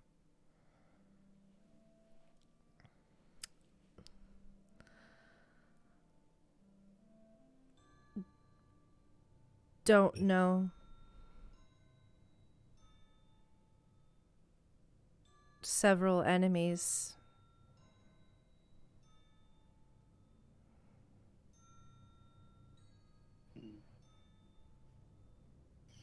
I mean, if they have several enemies, can we ask who's the most, likely? I mean, there's got to be, a main faction that opposes what they're doing if they're trying to reignite the war, right? I assume whoever that may be is likely the military presence in these regions. yeah, Yeah, unless there's what you'd call a current government. a separate rebel group opposing this rebel group. Well, I don't know mean, why there would be a rebel group at that point, but you never know. Well, Mother Superior always told me when you have a tough decision, you have a tough time figuring out why someone's doing something, you should follow the money. So who benefits from this? I mean, it's like, war is costly and it's stupid. All it does is eat up resources and kill people. It's dumb. Except when your people are being killed anyways. The conditions here in Western Darvasta were not good. Might not be money that they're looking for, but power. Maybe there's something. Maybe going back to the war gets them something. And Karen looks around at like the devastation that is in like horizon sight around her 360 degrees, and she's like, what does it get you? Like burnt land and destroyed buildings and dead people? Like, ew. You have to buy the means to be able to do that stuff.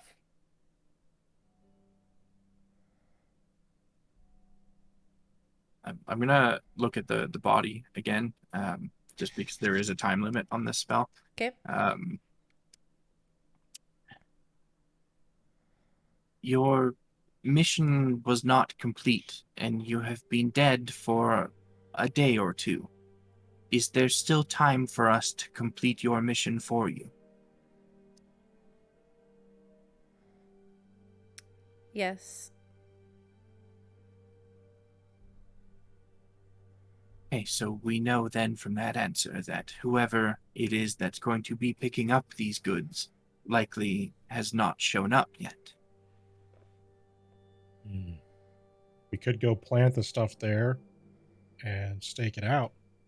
My thoughts exactly. Yeah. We have 2 more questions, but we must be quick. Is there any? Ask him if there's any traps that we need to be aware of at the drop location. I would also inquire if there's a way that they would introduce new members to the group. They We'll might be able to get in. use our 2 questions for that then. Okay, so the first one was if there was any traps. Yeah. Yeah. So I guess a phrase that like when we approach the drop-off point, is there any traps or ways that we can make ourselves known as allies to be aware of?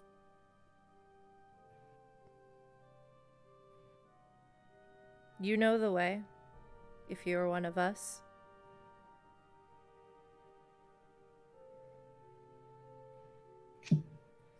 That was a useful response. It at least tells us that there is an identifier.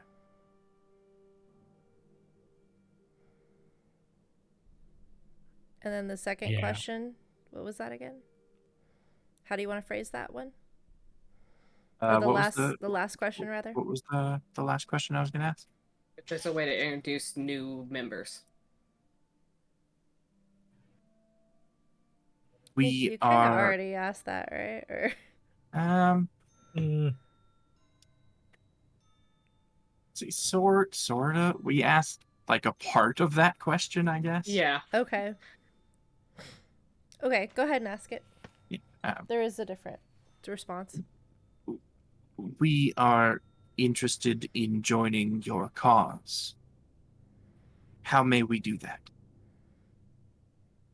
You don't join, you're recruited. Mm-hmm. With the answering of that final question, all of those scarabs that crawled underneath this body's skin pour out of the mouth and scurry off into the battlefield. Such good imagery. So good, yeah. Give me a perception check since you were like right up on that other body. This is This is the body that was closest to the front. The different than the one that Karen looked at. That would be a 16. Okay. So since you're pretty close to it, you see like a little like rolled up piece of paper kind of tucked in its boot. I will retrieve that, and I think I'll just immediately hand it over to Sybil, assuming that whatever is on it is probably in Darvastan again. Okay. I'll unroll it and take a look. It appears to be a recipe. It says recipe for poison resistance. Ooh. Wow. And the recipe reads powdered liver of an undead, calcium carbonate, which is chalk, ground celandine flour, suet mushroom paste, strong alcohol. So you guys now have a recipe for poison resistance if you find the ingredients. What kind of mushroom? Suet. I'll post it in Discord for you to keep. Thank you. Nice. Might be a good thing to pin that. Yeah, I have an herbalism kit. Proficient Oh, with, so. that was my next question. Is it Can anybody make this? Actually, with the herbalism kit, I'm going to give some people a boost to, but I would, potentially anyone can make an attempt. You don't have to have an herbalism kit. You could, the herbalism kit, I guess, for the tools, but you don't have to have proficiency with it to attempt to make something.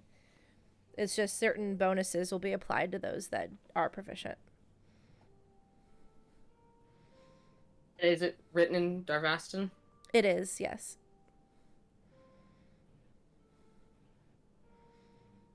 What do I have made?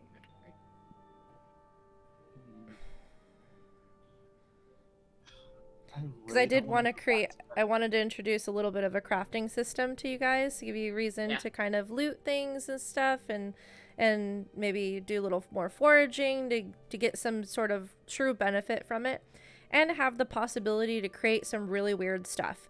So you can have a recipe, or you can just kind of try to mash different things together and see what happens.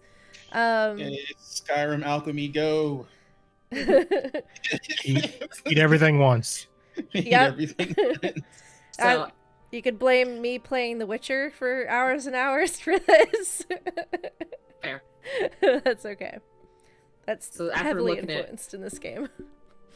After looking it over, Sybil's not going to read this one out loud. She'll just be like, it's a potion recipe. I'll translate it back at the tavern. Okay. And she'll roll it up and put it in her bag.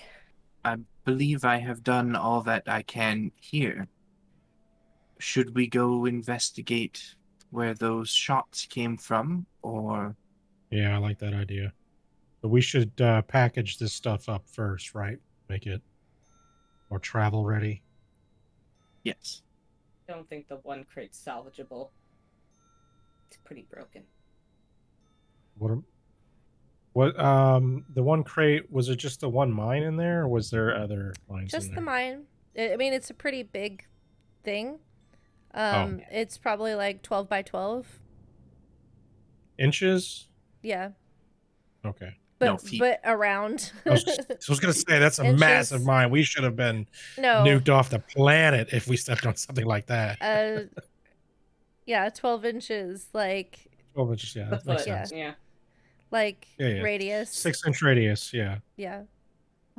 Do we have somebody who has a mend spell, or Or sorry, no, Is I it got that wrong. It would be because I want it to be like around like this. So that would be like A 12-inch 12 radius? inch. Yeah, radius. I Okay. think. Yeah. That's even bigger. It's like a 2 pizza. feet across. It's like a pizza. Yeah, it's like a pizza. Sorry, It's like Crystal. it's a large pepperoni. Goddamn. That is a large pepperoni with jalapeno. Which is why it was in a Um, crate all by itself, because it has, not easy to transport. I'm wondering if we have the ability to mend the crate magically, or if I could use something like sleight of hand, or do we have something that we could use to kind of put it back together so we could transport it? I mean, it's pretty basic carpentry, so if you guys have a hammer and nails, you could fix it pretty easily, but I don't know if you guys have that kind of gear on you. So, I don't have anything like that. I got like a tin cup and a You know what? little copper There's pot. always a pistol butt. I do have a hammer. Oh, Well, that's even better. It was in the starting pack that I had for this character. Hammer and a crowbar. what about nails? Well, we're gonna have to use the crowbar to salvage the nails from the other crates. Gotcha. Won't that like break the other crates though? so there's only one other crate, and that's the one that the grenades are in. But if you want to, I mean, that crate is intact. The grenades are handheld. Yeah, why don't we put the mine in the intact one, and we'll throw these grenades into a sack and leave them next to it because the other crate broke. Does the other crate could it even fit though? The other mine? You'd have to place it at an angle, but it would fit. You think? But they can't be picky. Would I have Sort of has some straw kind of in it, as well as like padding in both crates. Kieran's gonna like she's definitely gonna want to examine the mine more before we drop it off wherever. Okay. Just she wants to make sure that she has this thing firmly in her mind. I mean, there's also a functional wagon. The wagon's not broken. Yeah. If you guys wanted to take that, it looks like it's intact. Just a little stuck in the mud. Pull a wagon through a minefield. It looks like they had gotten. It actually looks like they had gotten stuck and were kind of like, because Fudge would know this because he saw a movie in his mind, but he saw two men struggling to get it out of a very particularly sticky situation of mud, and that made them pause in place long enough to get clean shots on them. It looks like so it's a usable crate or a usable wagon, but it's or man cart. I have no idea what you call those little half carts that people pull like cabbages, like on and stuff. My cabbages, but That's what I thought of. My cabbages. but anyway, it's intact. rickshaw. It's just stuck. Yeah. I'll be like, Buffalo, come over here and help pull this out. And I'm gonna walk over and try to. Me and Muffalo, I'm gonna tie some rope around Muffalo, tie it around parts of the thing, and we're gonna try to pull it out. Okay. That's easy enough.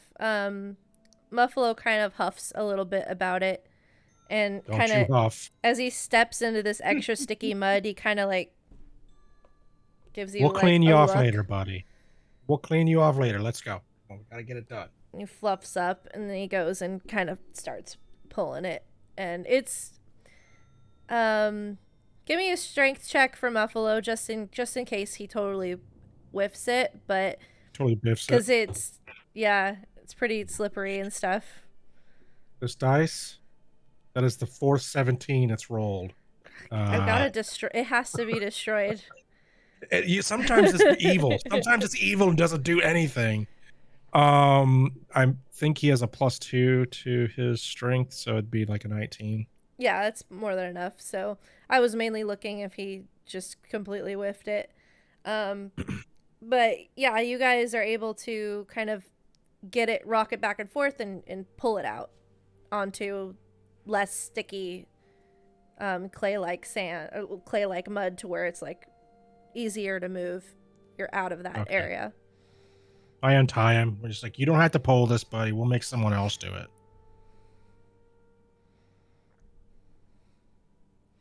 Did my part, everyone. Well, Muffalo did my part. We're gonna go check out the tower. We can do that first. But if we intend to complete this drop, I don't think all of us should, in case they have someone watching, I don't think all of us should approach. Yeah. We should definitely send in someone that looks like they kind of belong.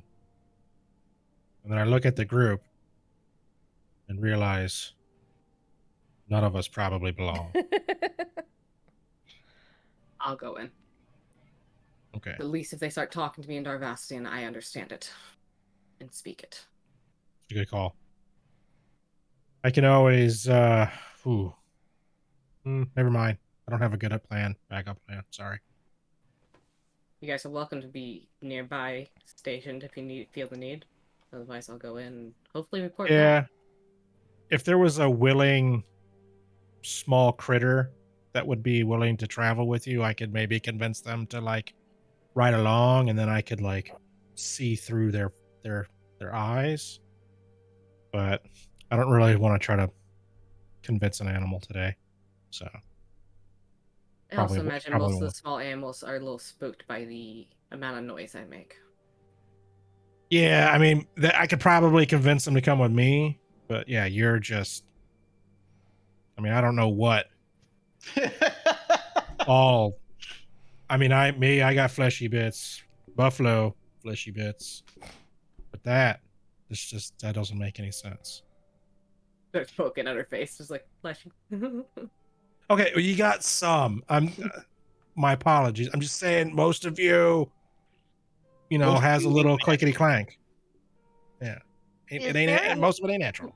Most Is there people a wear armor. place- They wear Would there be a grounds. place where Crystal could go that would be within her rifle range, but she could see the tower, this infrared, but she would have some sort of cover so that she could kind of be a backup at a distance?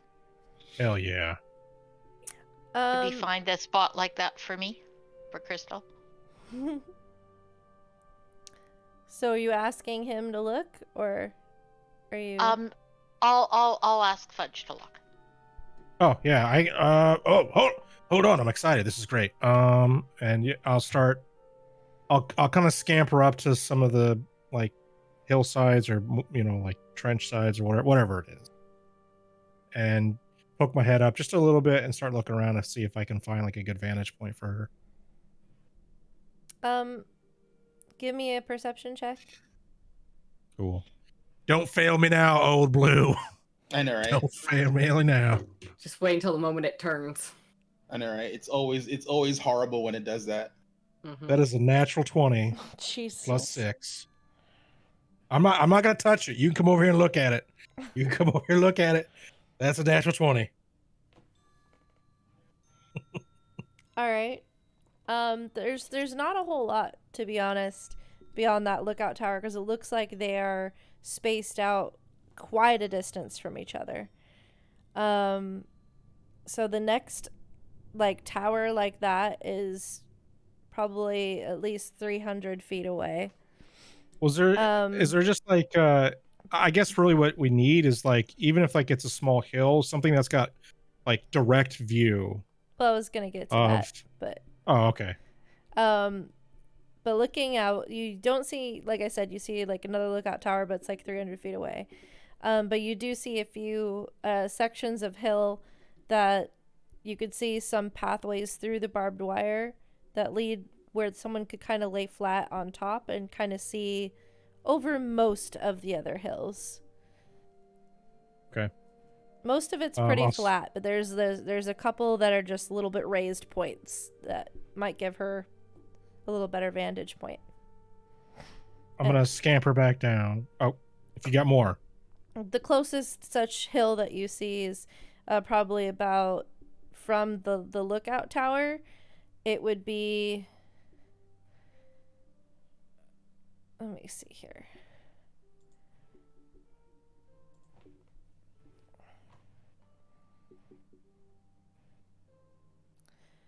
Probably around. Like, it'd be within her rifle's range. Okay. Like 100 I'm feet. gonna. Okay. I'm gonna come back down. I'll be like, all right, Crystal, I've got us a good location. I don't think we should just leave you alone though. So me and Muffalo can come with you to that location. I can keep an eye on you, while you keep an eye on the rest of the group as they go over there. Hopefully.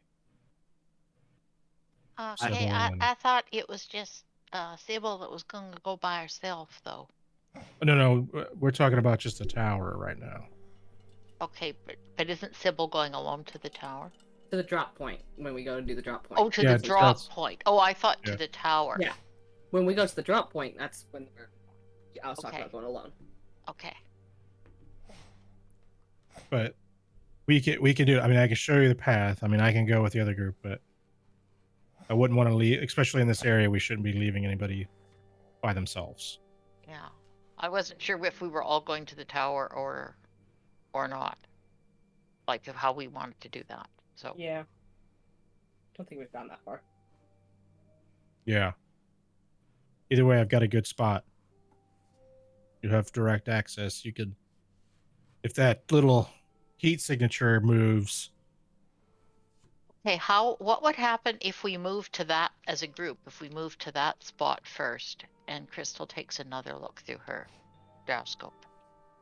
Yeah, we could scope it out, give it a few minutes, see if something see if there's anything going on over there before we go over. Okay, So so the previous heat signatures moved. Yeah. all right.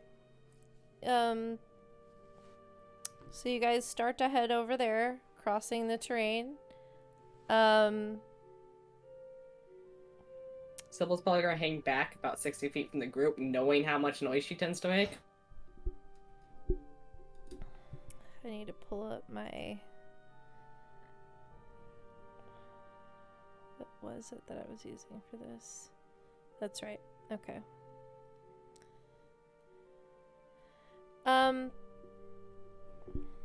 So I'm going to roll some things on my end. And I'm gonna need some. This is gonna be a group perception check. Don't fail me now, old blue. This guy's rolling 50-50 for me, so we'll see. I'm due a bad roll with blue, so this is probably it. Okay, I've done my roll. Not bad at all. Not bad at all. 11? I got an unnatural 20. Ooh, nice. 13. I hate that dice. Take all the fun out of me. Depends on your definition of fun. I got 23. Yeah. I rolled a 19. You also take my fun away from me. And I rolled a This is the second time I've rolled above a 10 all session, so don't at me, yo. I'm having a blast. Fox, what was that? 15. Okay.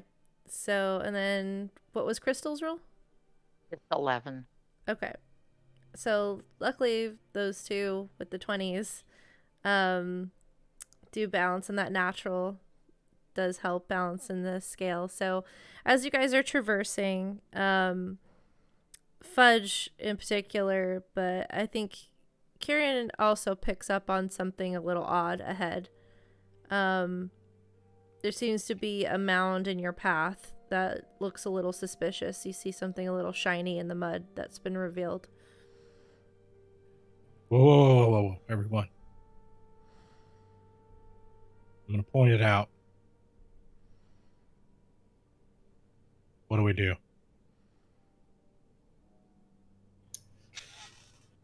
Go around it. Is there pathways around this thing? Yep. You could make Cool. one. You guys kind of have to sort of get past a section of barbed wire that's a little thicker. So how do you want to get past? If you're going to go around it, you have to go through the barbed wire. How do you guys want to do that? Sybil will go pick up the barbed wire and hold it out of the way with her metal body. It doesn't hurt nearly as much. Okay. Yeah, give me a strength check because there is some tension there. Holding it in place and weight. This dice like 50-50. Either rolls right around a 10 or it rolls a natural 20. For strength, that's a 23. Yeah, so Sybil walks up and just picks up the barbed wire like it's nothing, holds it up high over her head, creating a doorway path through the barbed wire. Do it. I'll go through. And continue to lead us as best I can. You hear it kind of thunk as she drops it down. It'd be more of like a twang. Like That's thwang. true. Yeah, it would be more of a twang. Good point. So glad we didn't step on that. It would have been disastrous. Yeah. Okay, you guys continue on your path. And you make it to that little spot that Fudge located where Crystal was gonna kind of post up. She takes a look back through her scope over to the area of the lookout, and still sees a sort of amorphous glow in a sort of pseudo ball shape. No new details, unfortunately. That is boggling my mind. Maybe it's a bomb.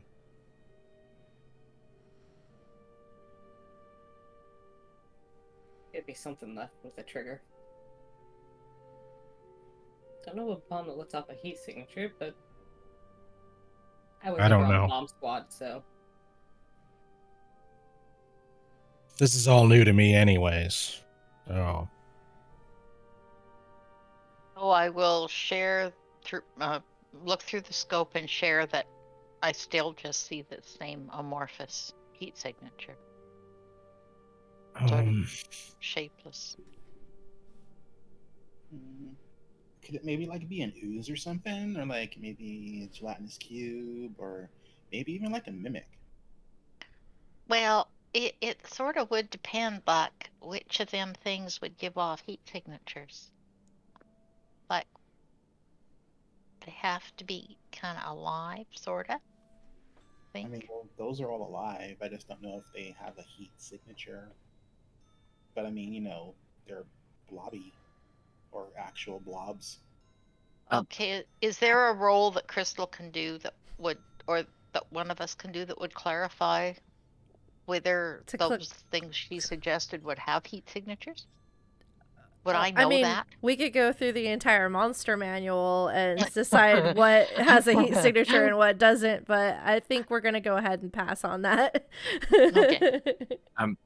Real quick, what's the temperature like outside? Is it chilly out? Is it warm? What does it feel like right now? It's sort of like an autumn air where it's chilled, but there's no snow or ice or anything like that. It is chilly.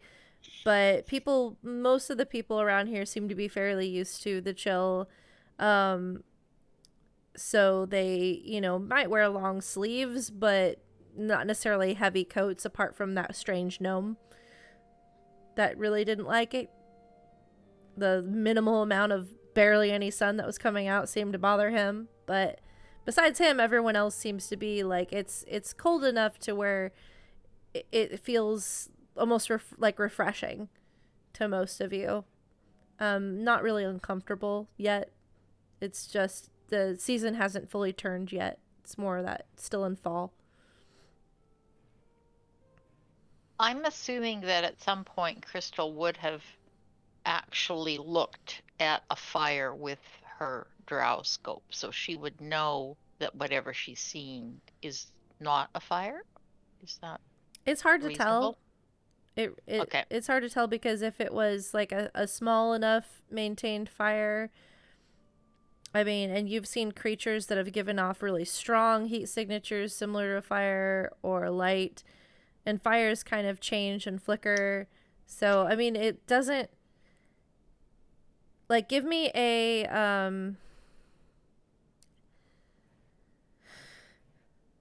I guess a history to see how well you can recall because it's so close to several things. It's Yeah. I think you'd have Well, to really be able to. I need a roll basically to give you any kind of clarity. okay. So,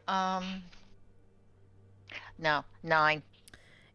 Yeah, it's really hard to tell. It's not distinctive enough. Like it could be. It's also being, blocked so you're not seeing the full impact of the heat signature. You're seeing it through a structure. So it's slightly muted. So who knows? You just know that there's a sort of circular-ish, blobbish heat signature. We know it's not humanoid, so it's potentially something that cannot fire a rifle. But My Who- suspicion is that someone is stationed up there. And whatever this heat signature is just what they are using to stay comfortable. Yeah, that was my initial thought. in that case, do we want to go piss off whoever's sitting in the tower? Yeah. I may not piss him off, but Have we can a go talk to him. conversation. Yes. Yeah. But if whoever it is, if there is somebody there, and they're the ones that shot the soldiers, then they're potentially on the other side of this, and that would be useful information. Yes. And Mhm. if they were an aggressor of some kind, I imagine we would have been shot by now. That I believe. Unless they're more active at night and they're sleeping. Then you would catch them off guard. So how do we want to approach? I would say we just keep going the way we've been going. If they are up there and paying attention and they ain't shot us yet, then we probably shouldn't necessarily sneak up on them. Or at Yes, least go ahead. I'm for a direct approach as well. Yeah. Because if they do see us and then all of a sudden we start sneaking up there, I feel like it's just gonna set the wrong example. So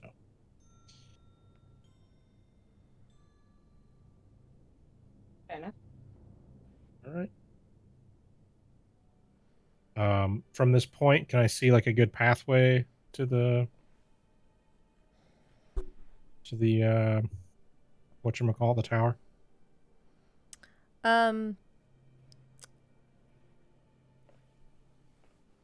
Yeah, with continuing sort of some of the roles you've had before, Yeah. I'd say that you can see that there's a few variations, making it easier as well because you saw what Sybil can do with some barbed wire.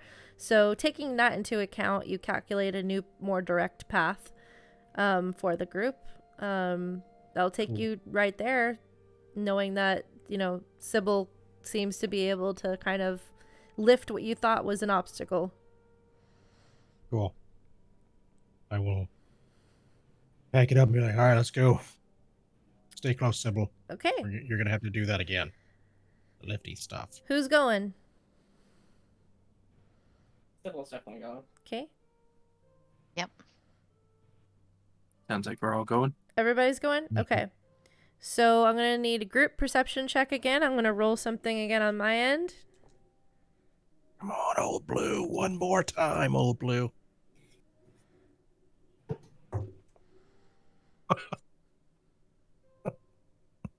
You rolled number 20. I rolled a 25 this time.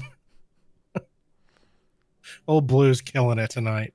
I Like I said, my dice is going back and forth, so this one was an 8. Because it rolled nat 20 last time. I just envision Kiara going against all your dice and just hitting them all with a hammer. No, Old Blue's doing so good right now. I see which one is going to be No, exchanged. I think I have a very similar dice. They think No, that someone may disappear. I will swallow this dice so that way it'll survive till the next time. Pretty sure that's my dice you stole, by the way. No, this is Yeah. mine. This No. is my dice. Pretty sure it's mine now. I don't You- even oh. want to imagine that. Don't even come over here. GI, sir. He's gonna be carrying that around in his pocket from now on. Mhm. What was? Is that a dice in your pocket, or are you happy to see me? Maybe it's both. Sorry, I was just hanging there. So Kieran, what did you get again? Did you say 16. 16? Okay, so we have a 16. We have a 9. We have a 23 or 25. 25. And then what was? Mine's an 11. Again, it's a really good thing I'm 11. not by myself. And Cephas? And mine was a 19. Okay. Nice. All right, that's enough. So you guys, we'll say Kieran sees this one. You catch sight of a little mound off to the side that looks similar to the other mound that Fudge pulled you guys away from before. She's gonna like tap, Fudge on the shoulder and like aim his head towards where she sees it. She's like, "Look, there's another one." And Oh. yeah, Yeah, go you notice it too, and you're like, "Oh yeah, I thought I saw that when we were walking past." But it's luckily the path that you're on is not really gonna hit it as long as someone doesn't step in the wrong path, which they might have, but now that Karen spotted it out and pointed it out to everybody, you guys just shift slightly over and are able to pass by with giving it a wide enough berth where you feel more safe. Mhm. So you guys continue on. You make it over to where the watchtower is. And Fudge, with your passive perception, you could hear some a slight noise, like sounds similar to breathing. I'm gonna pause everybody. All right, everybody quiet. I can hear something. It's like Breathing. like a heavy breathing, slow. Like, okay. Either it's like a fairly big animal, or maybe a big person up there. Is there like a doorway that leads into this thing, like that we've come up on? There's a or ladder. just a ladder that goes up. Mm-hmm. Who wants to go It's up? got some broken off rungs as well. So you kind of have to leap to grab the top one because the bottom ones have been broken off.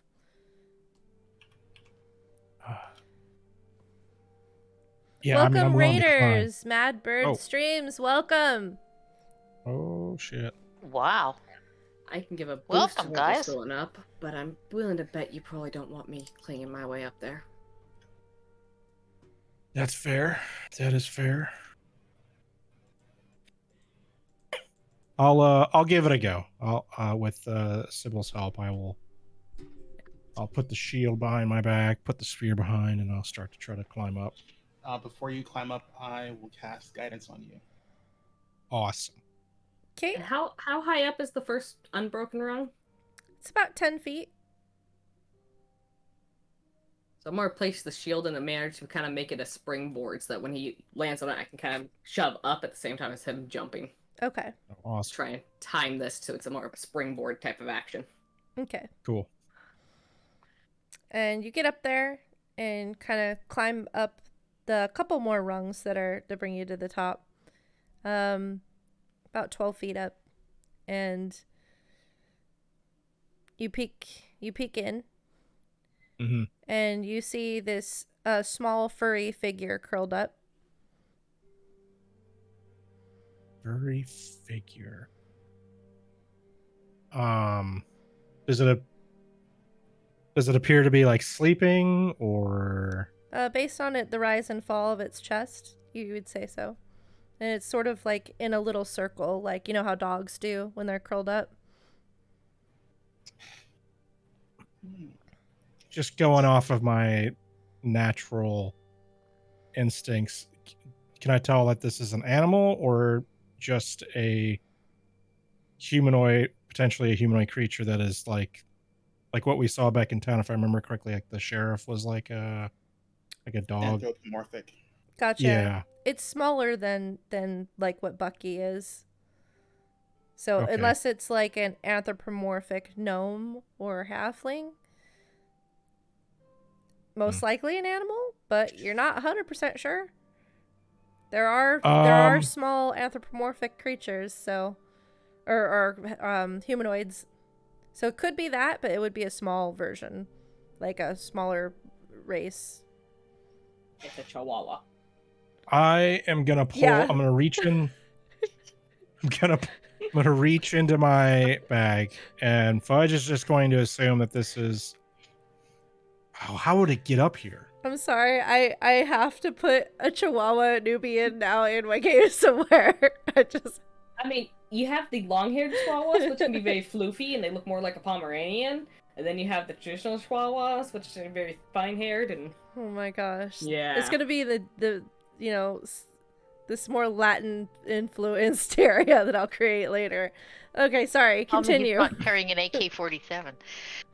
I am. So just so I get an understanding, like, am I on a ladder and like peeking over to the side and Yes. looking into? Yeah. Okay. It's a really there, like, it's a way- real small room. Like only like one person would usually fit in here. A humanoid person would take station here. So it's not a large lookout post for like multiple. It's more of like a little sniper post or a little quick pop-up lookout post. The shutters are pretty close so that there's only like where it's sort of like a box, and the view areas are just kind of scattered and opened, and they just give you like a slight view area. There's one section, however, that's a little bit larger on each side of the walls that have a place where you would put like the butt of a rifle to like shoot out of. So it's more of like an arrow. What do they call those things? Like those slits in the castles. So it's similar to that. And then there's a few other kind of like smaller holes to look out from. But So I'm not looking into like an entranceway. I'm looking into like the. Like you're looking into an entranceway. I was just describing what you Okay. see. Okay. And you do see that there is a rifle propped up against the back corner. I'm gonna look down at the group. I'm gonna be like, one. I'm gonna just mime the best I can, like one dude, and then I'm going to put my foot into the entranceway, and I'm gonna kind of just slide in as best I can. Like I know it's like a small space, and I'm gonna be like, hello, and wait for a reaction. Poor pre-screen has Okay. never seen what happens with us in hand gestures. Grab the gun first. Grab the gun first. No, we're not. I don't want a hostile thing. Look, I just the have to last say, time- sorry, I've been rolling every now and then for the perception of this thing, and I rolled like a 1, and I rolled a 5. I rolled so bad for this thing. But like, you coming in and saying hello, I think finally is like enough for it. So Yeah. I'm going to need a dexterity saving throw from you real quick. Okay, just to be thing, like he's like hands up, not showing any aggression, but That's fine. You've Yeah. startled this thing regardless. Yeah, that's fair. Because it's an idiot and it didn't sense you coming. It was very deeply asleep. Sniper, you are. All right, old blue, I know you're gonna fatal me now, but don't do it. Don't do it. You're not going to believe this. But I rolled another. rolled another fucking 17. Oh, she's That's going it. over. Come on over. Come on over. She's just No, gonna no, gonna she's take it. she's gonna take it. Yeah. take She's it. gonna take it. Oh, I'm not gonna let her. I'm not gonna let her take it. What does she do? Is she I don't. Oh. She's back. She's back. I Dexterity really saving wanted throw. to. Really wanted to No. go over there to take that freaking dice. You can't have it. You first cannot off, have. You've had so many natural 20s this game. It's not ain't natural. it's Ain't just a natural. 17. It's just a Okay, 17 plus a 4 Another is a 21. 17. I think it's rigged. That dice is weighed. No, Allison there's from been times. Critical Role had the same problem with Percy, so I know. I'm just giving shit. All right. So yeah, you sidestep as this ball of fur with claws, and like gosh. launches itself at you, but you just sidestep so it hits the wall, and then kind of slides down. I'll be like, whoa, whoa, whoa, whoa, whoa, whoa, whoa. Everything's all right. Everything's cool. And you see what looks to be a very fluffy, like big fluff of eyebrows and stuff. It looks sort of like a bobcat. Oh, gosh. That's terrifying. Well, to me, that's probably not that terrifying to Fudge. It's like, whoa, easy. Easy. Not here to hurt you. Listen, there, and I'm going to point for them to look down. I'm like, I've got a whole crew down there. We're not here to hurt you. And it kind of looks out the window. I don't know what that means. Would Fudge know what that? I mean, you probably know cat behavior to a point. You're an animal expert, aren't you? Like, yeah. So you know it's agitated. Mostly agitated. Okay. Listen, I understand that I woke you up from your nap. You're probably a little upset that I kind of sprung up on you. Listen, we're not here to hurt anyone. But we spotted some people that were obviously taken out over there. And, I'm just putting things together, and we kind of figured this is where it came from. And we're just trying to piece things together is all. It sits and stares at you for a moment and then starts licking its paw.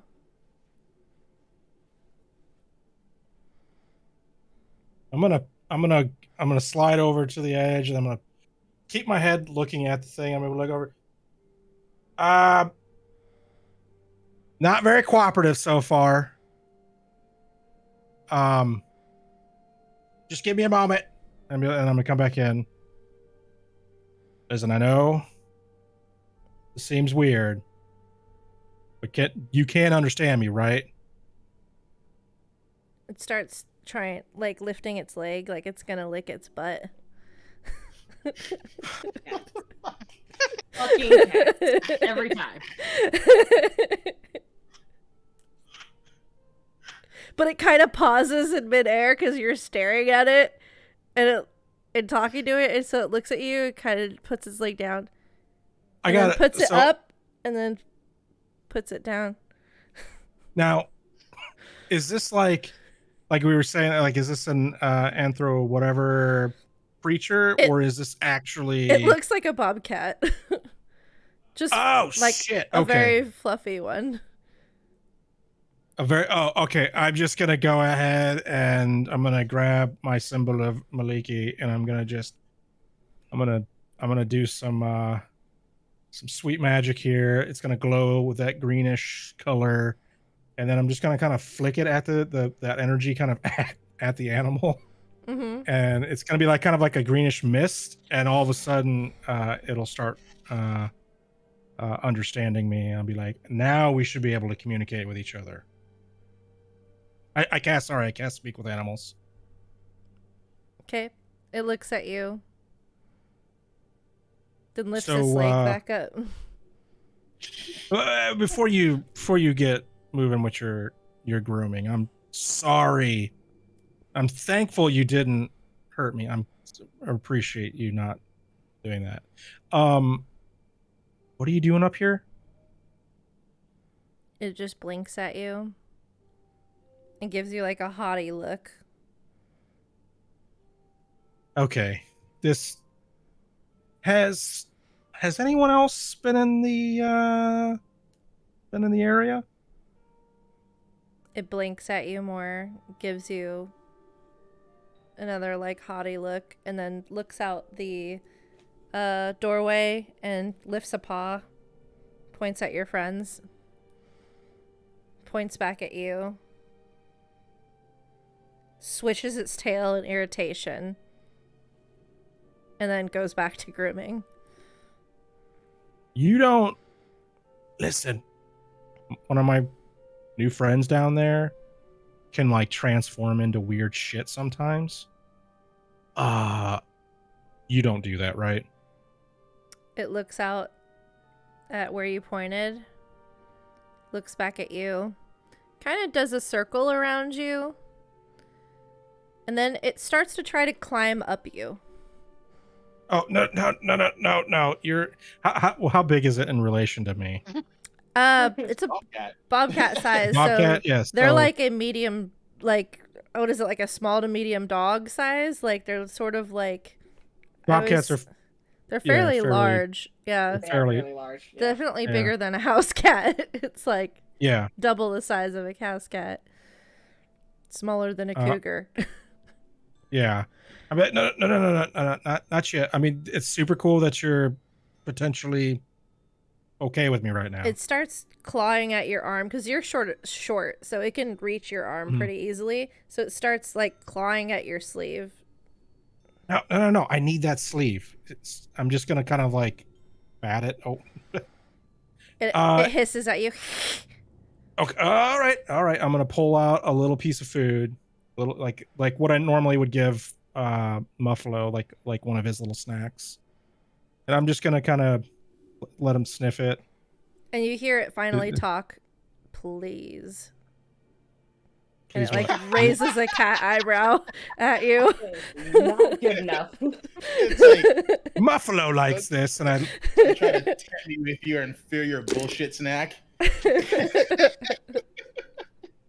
I mean, it's probably like a little trunk of dried meat or something. I don't know if it would be interested in it, but all right, I'll put it away. You don't clearly want a little nibble, and you slide it back in. Listen, is that rifle? That rifle's not yours, right? It like rolls its cat eyes at you. I'm gonna reach over for it and pick it up. It hisses. I'm just gonna keep doing it. It gets back on your arm and starts trying to claw your sleeve off. Okay. Okay. We're gonna need to figure out a way to communicate here without you being so grumpy. I understand that I woke you up from your nap, and I understand it, but we need to piece some things together. And that rifle's in here, and that doesn't seem like it should be in here in your little home. Ugh, it's not yours. Well, whose is it? Master's, obviously. Ugh. Oh shit, that's what's going on. So you're someone else's Muffalo. That makes sense. A what? Look outside, the owlbear. I am not like that. Well, you're not like that, but you are like that.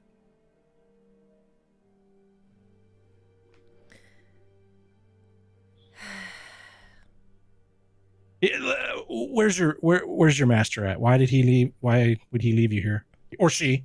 Why would I Or tell they. you anything? Well, Mm.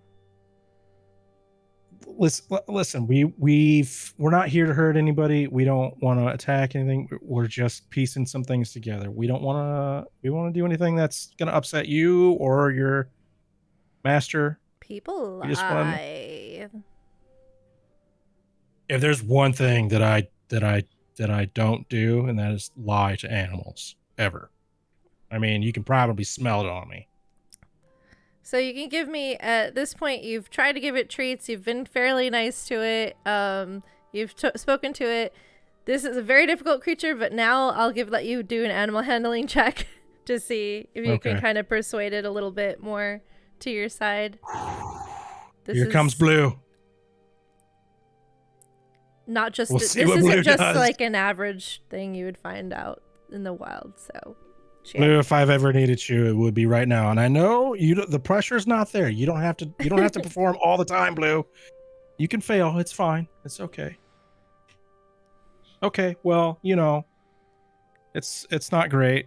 13. Okay. Why are you here? Well, I did. Maybe you didn't understand me. We found a couple of guys over there with their. That's not And why you're here. I mean, that is kind of why I see they got shot, Ugh. and I pieced things together, and we wanted to come over and talk to whoever probably did that. It blinks slowly at you, looks at its paws, raises an eyebrow. Yeah, I get that you. If you're not gonna tell me, that's cool. That's cool. I'll go back down to my friends, tell them how big of a, I don't cool know cat who are. you are. I'm If Fudge. Master wants to tell you, that's fine. Yes, where's Master? Not telling you. I'm gonna poke my head out. This is the most problematic cat I've ever seen in my life. All right, and then I'm gonna poke back in. Listen, I can't be up here all day. Is your master coming back anytime soon? Because we're just gonna camp out down there if we have to. Yes. No. Sometimes. Maybe.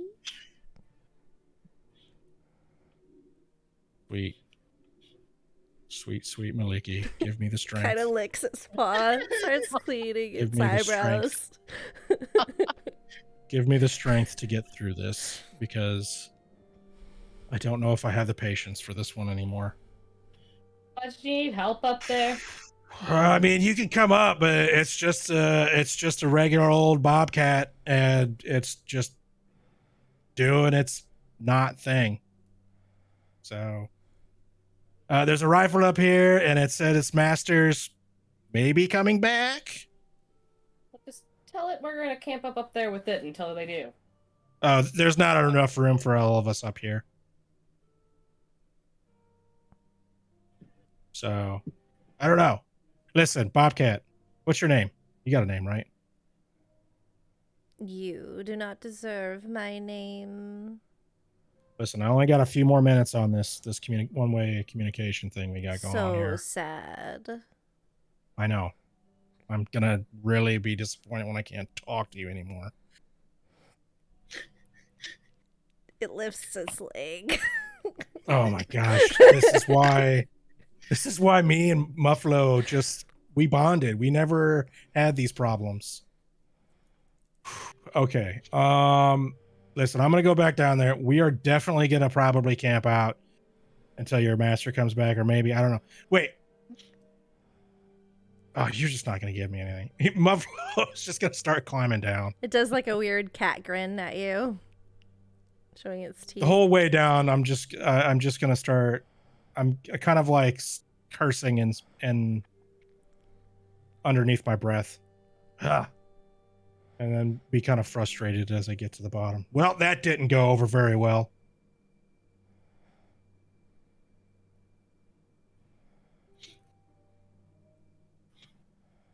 So there was a cat up there. Oh, if that's what you want to call that devil. Yes. And then you guys see that it's kind of sitting at the edge now, and it's just sitting primly and looking down at you guys. Kieran waves at it. It swishes its tail in irritation. Yeah, it's not gonna cooperate. I tried. She starts doing like little like cat gestures. She just starts like doing like this and It raises its cat eyebrow at you.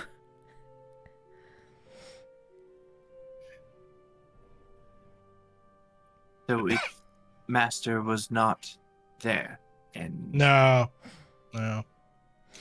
And I asked if when it's coming back or what's their names or just to get any information, and it didn't. It didn't want to cooperate at all. You see the cat hops down and starts warily watching Muffalo, but it starts visiting each of you and kind of smelling you, occasionally rubbing on a leg or two, but avoiding Fudge. Oh, okay. Can I pet it? Okay. You When it interrupted rubs its against- nap. I want to pet it when it comes up to me. Okay.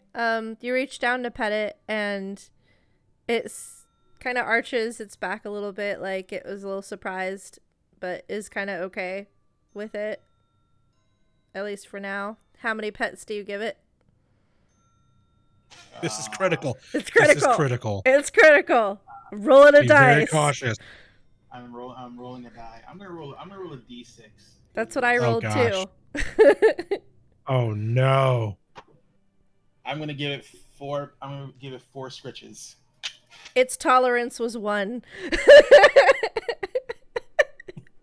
So after the first scritch, you go in for a second, and it whips its head around and kind of bites at your hand. Give me a dexterity saving throw from bite. Or actually, no, I'll see if I hit you. Let me see if Kitty hits you. Kitty got a 10, so Nope. It doesn't. Yeah, you pull your hand away. See, I told you, not very friendly. But then it continues to rub on your leg, giving you confusing mixed messages like cats do. Clear. Yeah. So Fudge, did you happen to get, even though you didn't get the rifle, did you get any kind of a good look at it to tell what kind of thing it was? It long. In relation to Crystal's weapons, what did it look like? Similar to anything she was carrying? No, nowhere near as nice. But it does look like a long range rifle used probably by. I mean, you don't know anything about guns. Why would I? I know. I'm just no. wouldn't- What I'm at. All I'm saying is I'm asking. It like, looks like similar to compared to hers. crystals, but not as pretty. That's about the information you know. Yeah. I'll just be like, it kind of looks like your larger, leaner looking one, and but it looks cruddy. I mean, I wouldn't shoot it. Well, he must be one heck of a shot then, if it's not as good as Widow. To get both of them, and clean shots. And Yeah, no. Probably. Yeah. Well, we don't know if he missed it all, but he maybe got him each one shot. First try. I can't imagine this guy being too good because he left his rifle behind. Perhaps You know, that like- just means that he has not gone far. Or That it wasn't means the rifle he's you got. used. It means he's got his good rifle with him. Would you carry multiple rifles? Like, why would you carry a junkier rifle with you? You're if you had a better asking one? me? Yeah, I'm No. just I asking got the a group. I don't- blunderbuss. I've got Oh, a widow, walking and arsenal. I've got 2 palm pistols, and I've got a scimitar. Listen, I You can don't. never have too many guns. I feel like you could have too many guns. Never. Ain't ever gonna happen. Never. All right. Well, I don't know. I don't know anything about. I mean, you're welcome to go up and look at it, Crystal. This bobcat might hiss at you, but it's not gonna attack you. Now, just kind of wondering, like, if there's something special that he's got up there, like if it was like real fancy or, something special that looked, more sort of high tech than this one, then we might be concerned. But no, we'll leave that alone. Yeah. I mean, I didn't really give it a good once over. I mean, I did grab it for a moment, but it was just a chunky old thing. Yeah, no. So. No, if it didn't stand out as something special, we won't worry about it. I don't know what you all want to do. We can hang out and wait for that guy or gal comes back, but I don't know. I What time don't. of day is it? It's getting towards. Let's see. You headed out early in the morning, so it's probably late. Not late afternoon. I'd say probably like maybe close to noon. We also don't know what time limit we have on our. Just go to either Bobcat from other activities we had planned for today. Yeah. Yes. So if we are going to wait, we should not wait too long. Perhaps if we do wish to speak to this individual, we can make a signal of some sort, perhaps like a fire, to lure them back. Yeah, I mean, I'm on board for anything. So.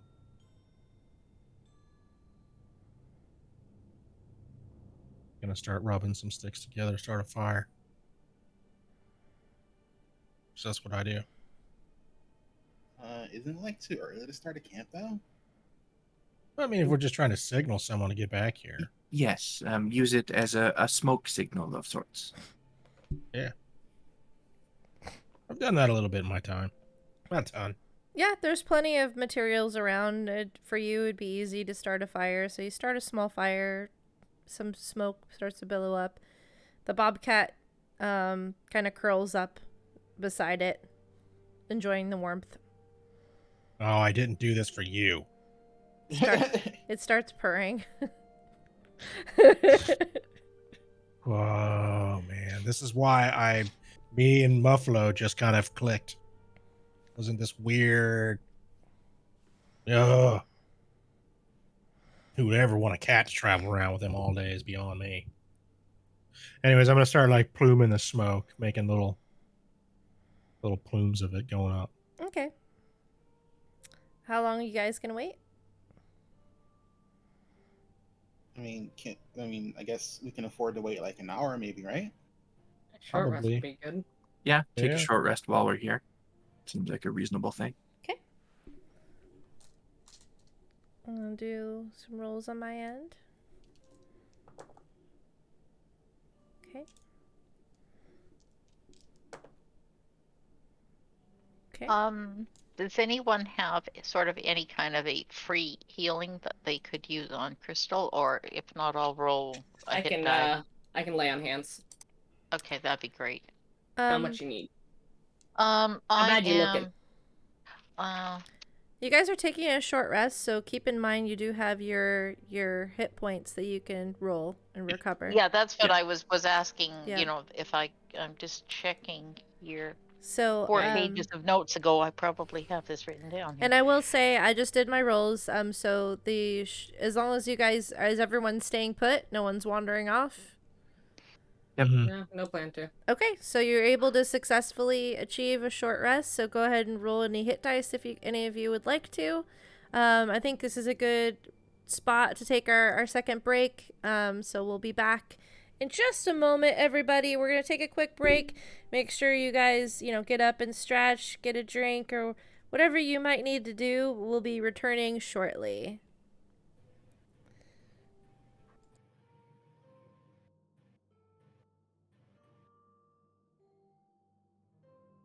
Billy, I'm down 12 hit points, so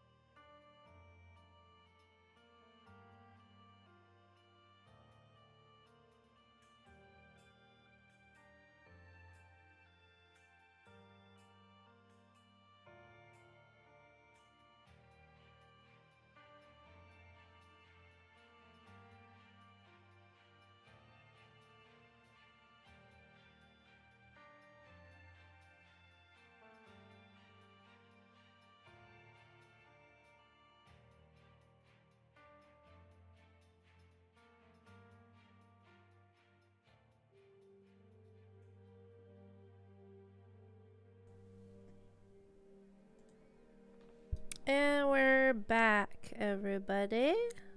Hello.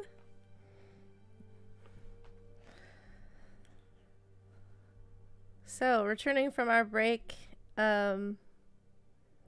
I have myself? No. Okay, good. Making sure I didn't have myself deafened still. All right.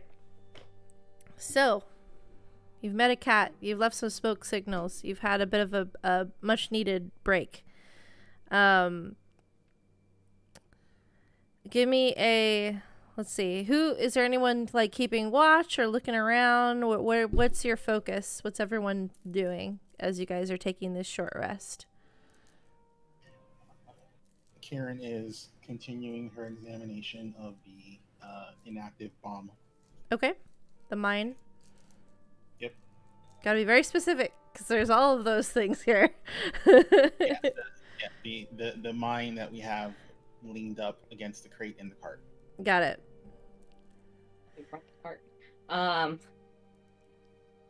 Keeping an eye out because she'd be watching for anything approaching, knowing we're waiting on someone. Yeah. Oh, wait. No, that's a good point because I was under the assumption you left the cart back. You just pulled it out of the mud and left it there to traverse more quietly to these locations. So the mine wouldn't be, unless she took the mine with her, because she could have carried it with her or put it in her pack. But it would be back with the cart. You said it's like a pizza sized. Yeah. If you want to say that you took it with you, I don't mind, but It's probably not as thin as a pizza. It's probably bigger than that. But it's hefty and it weighs a fair amount. Yeah, she would have left it in the cart. She wouldn't have brought it with her. Okay. You'll have time in the future to examine it. But yeah, I didn't, in my head, I thought you had left the cart behind, so to traverse the terrain there. Anyone else? Everyone just relaxing? I'm keeping a lookout, but I'm also just pluming smoke every few minutes. Okay. So Take that into note. What's everyone else focusing on? I probably would from time to time do sort of a look around with my widow with the drow sight just to see if I was seeing anything moving or heat signatures or perhaps somebody approaching. Okay. Especially since we have that signal going. I think I am going to be doing none of those things. I think I'm just going to kind of relax and close my eyes, rely on the rest of the group to alert me to any danger. Okay. Are you sitting down or? Yes, I am sitting down. If there's something I can kind of like lean back against, that's kind of how I'd be positioned. Okay. Yeah, there's the main post, like the thicker, what do you call it? Pole, but it's like a log, but not. What am I trying to think of? The word for the damn thing. Column? Sure, but it's wood. Pillar? It's just Pillar? That's wood though. I thought there's like a word Post? for post. Sure, that it's like actually been built on. Like you could lean on that. And after a while, you feel the weight of something settle in your lap. It's very big, but it's. Kind of half open my eyes just to confirm my suspicion that it's the cat. It's the bobcat, yeah. It's I on will open lap. give it exactly one pet and then kind of lean back and relax again. I imagine cats are, maybe not bobcats, but cats in general are common where I come from. Oh yeah, Yeah. very much so. So and worshipped by some. Yeah. I treat this cat like a cat and Yep. respect its space. Yep. And it seems to be contented with that as it starts to purr. And then what's Sybil doing? Oh, I was keeping an eye out, looking around. Okay. We know someone's going to be approaching. Got it. And And caught. okay, and Fudge is doing that. Okay. So Kieran, since you can't stare at the mine, what's your focus? She's gonna pray. Got it. She's feeling very very pious, considering she was pretty much almost talked to directly by her goddess to say, "Don't do that; it'll go boom." Yeah, pretty big. That makes sense. So can I have Fudge, you're gonna make this roll at disadvantage, perception roll because of the smoke in your eyes. And then a perception roll from Sybil and Crystal, please. Crystal, you can make your roll with advantage because of the scope right now. Well, old Blue finally had to give in. Rolled a natural 1. Well, all that balance. smoke in your eyes. So much smoke. I got a 15. Okay. That Kraken for a total of 25. Very nice. So Crystal, through your scope,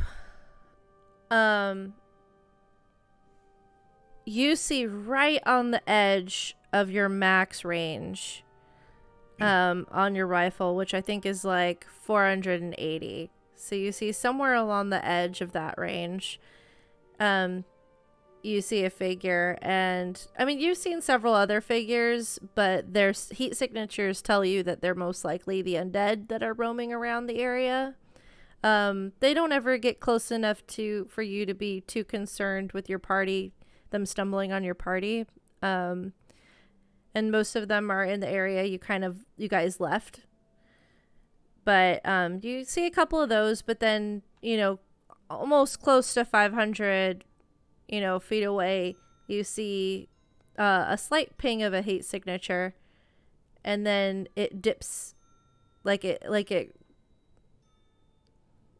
took cover, like it peeked out for just a short second, and then it disappeared.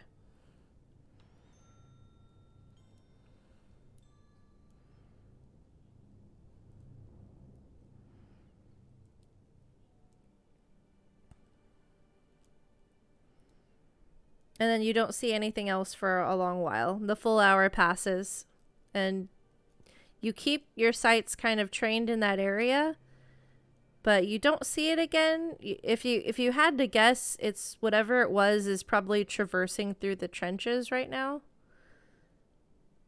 And maybe you just got lucky when it peeked out.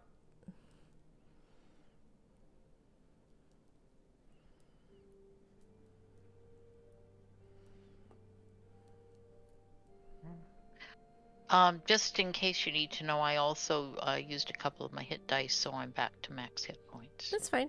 Yep. during that rest. So the hour goes by. Nobody approaches.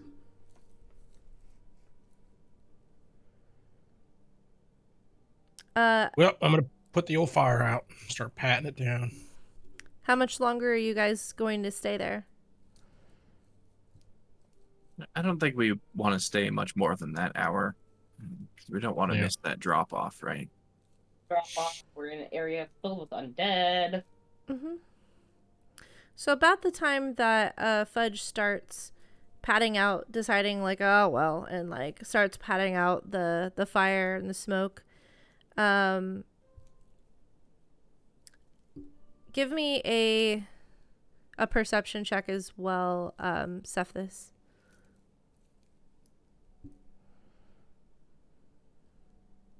That is going to be a 12. It's enough for this because the cat's in your lap. You feel the cat change its position, kind of perk up for a moment. And it just kind of like, do you look down at it or do you just ignore it? Yeah, I think once I feel it start to kind of move, I'll open my eyes and look down at it. You notice that his eyes kind of go a little unfocused, like it's not looking in any direction specifically, but it does kind of like go alert for a moment, get kind of unfocused, and then like kind of goes back to the position it was in before.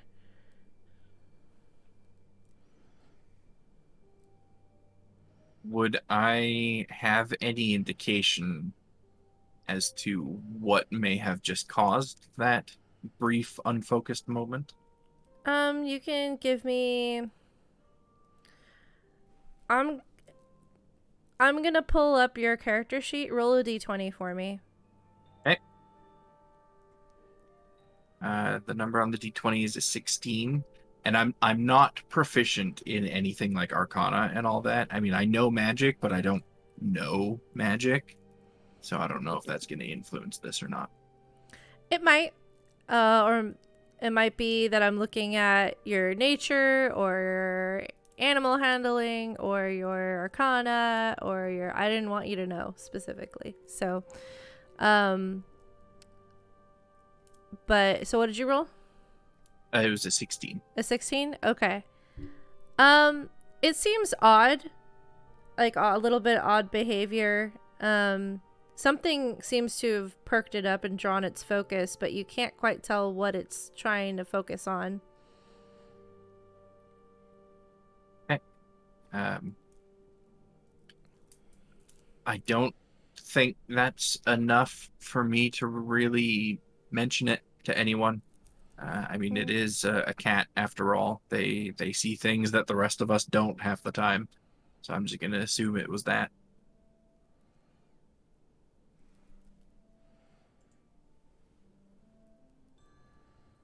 And as you get up, you start moving. Actually, Go wait, ahead. real quick.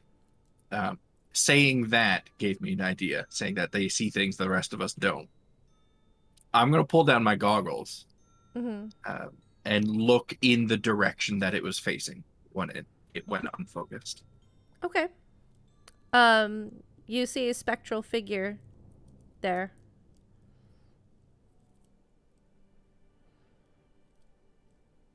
Okay. I'm gonna, keeping my eyes focused on that figure, I'm going to just kind of reach my hand in the general direction of whichever of my companions is closest and just like wave around to get their attention.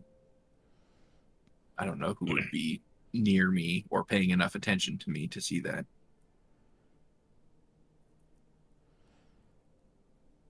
And you recognize what this is, this particular spectral figure.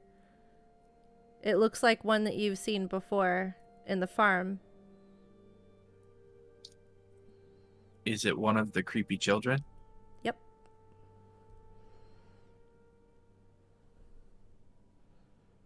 Okay. So this is as we're packing up. So I know Fudge is moving around at the moment. So I'm just gonna kind of call out, Fudge, Fudge. What? I'm stamping out the fire. And I'm gonna point in the direction of the specter. Do you recall those ethereal creatures from the farm? The children. Yeah? There's one right over there. I'm going to look in that direction. I obviously don't see anything, right? Not yet. No. And Cephas, when you're looking at it, it looks slightly different because before it had that like red glow to its eyes. This right now it's more of just a black swirling energy, but it seems intent to kind of hover. And looking around, you see other specters, but they're again in more of like what you would expect to see behaviors. This one seems focused on you guys, but maybe not. It's not gone into full on attack mode, I guess I could say. I'm gonna pull my shield and my spear out. I'm gonna just start walking over there, shield up, spear out, towards the where he pointed to. I have no idea where I'm supposed to stop, but I'm just gonna keep walking for about, I don't know, 5 or 10 steps. Does Karen notice this? You watch as Fudge essentially kind of walks through the figure. I don't see the figure though, right? No, only Cephas sees this at the moment because of their goggles. Perhaps we should be quick about packing up this camp before this creature gets any aggressive ideas. I don't even know where it's at. You passed through it. Oh, okay. And then I'm gonna start walking back, but I'm gonna go around the spot that I walked through. And if we continue to pack up the camp, I'm going to keep looking at this creature until it starts to feel like, looking around this area with those goggles on is maybe a bit too much. The strain is gonna it does impact you. Yeah. So, but if you say you're not gonna try to have it on the whole time, when you start to feel that kind of strain, you decide to take it off. The behavior of this little girl spirit so far has been it's fairly docile, but it's just unnervingly following you guys. But when it gets to the point where I take them off, I'll kind of look back over at Fudge. I will periodically check to see if it's following us, but I cannot have those on for too long in this area. It is too much for me. Was it one of the children that we had? I thought we removed them. I believe we did. This one was not outwardly aggressive. It seemed contemplative for the moment. And you notice that the cat's face, it's when you guys move and the spirit moves to follow, you notice the cat's head follows. Before you took the goggles off, you probably would have noted that behavior.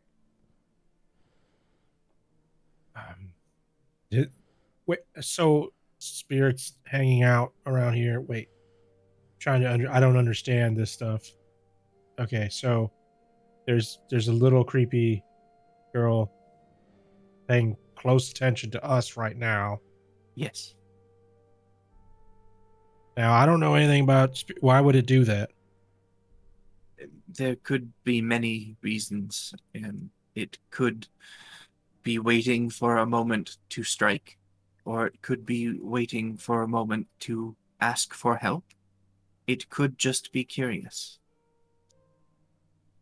Okay. Is there any way we can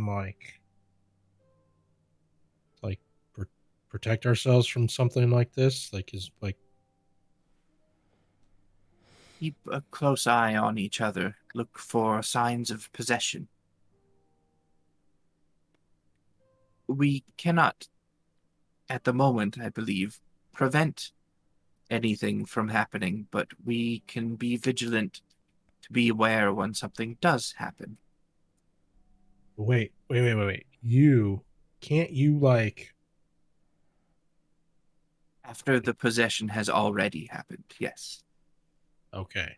But you're not gonna grab two, say it gets into me. You know which one you're gonna you're gonna grab it and not me. I will try. Good enough for me.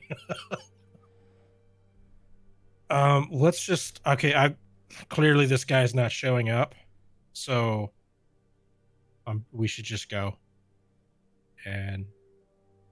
I did see a bit of a signature way far out there about an hour ago, but nothing since. So it was more we could about wait 20 minutes ago. We could wait a long time, and maybe there's nothing to be gained.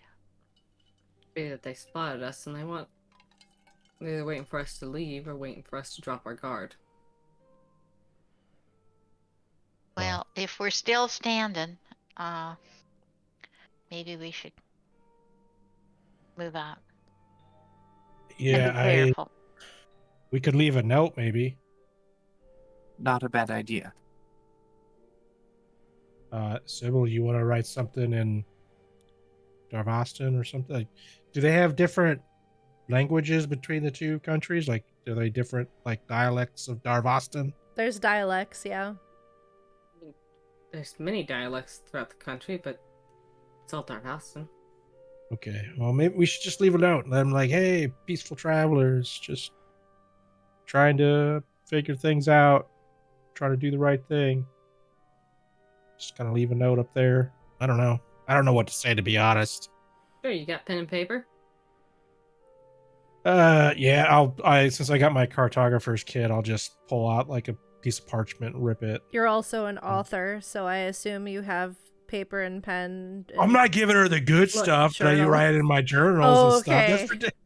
Come on. Can't rip a page out of the journal. That ruins the journal. Okay. No, that's my next book, and that's gotta be in perfect condition to when it goes to the publishers for printing. I mean, come on. So people have to be. It's got to be legible, so people can reread it. And There's then, gonna be a nasty transcribe it over. There's gonna be a nasty chapter about the bobcats of Darvasta. Oh, you have no idea the stuff I probably already drumming up. I'll be like, don't add. Yeah, no, it's gonna be bad for the bobcat. Bobcat community is gonna get done dirty. That's all I'm gonna say.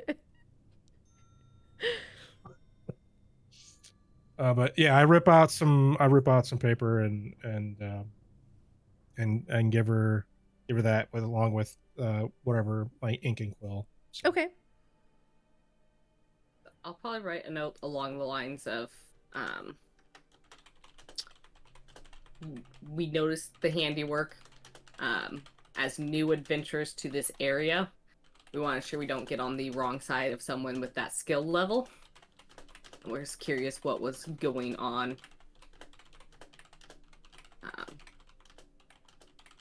Sorry for Make sure you typing say something sounds. about us.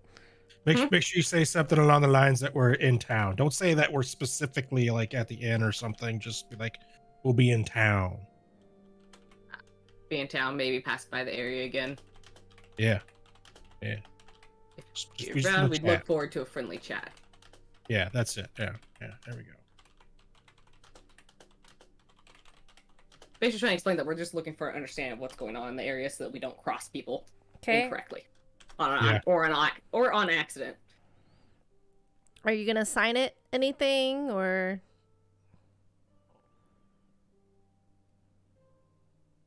She wants you to turn back to the group, be like, how do you want me to sign it? I'm gonna put my name on this. You are muted, Azrin. Looks like it's time for a group name. I was thinking the same thing. Yeah, Karen's be like, yeah, like, don't use your name, like, duh. What do we want to call ourselves?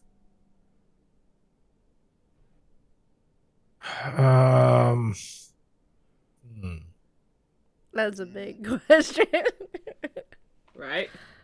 We're definitely not coming up with it on the spot right now. That's for sure. No. The bobcats. I was thinking Yes! the exact same thing. Oh my gosh. Fudge would not. No. The Okay. Bobcat's best friend. Beings of the undead. I've got an idea. Maybe we can put like part of Muffalo's paw print on there. No. It'd be pretty cool. Well, but we don't want to give too much away either. That's the thing.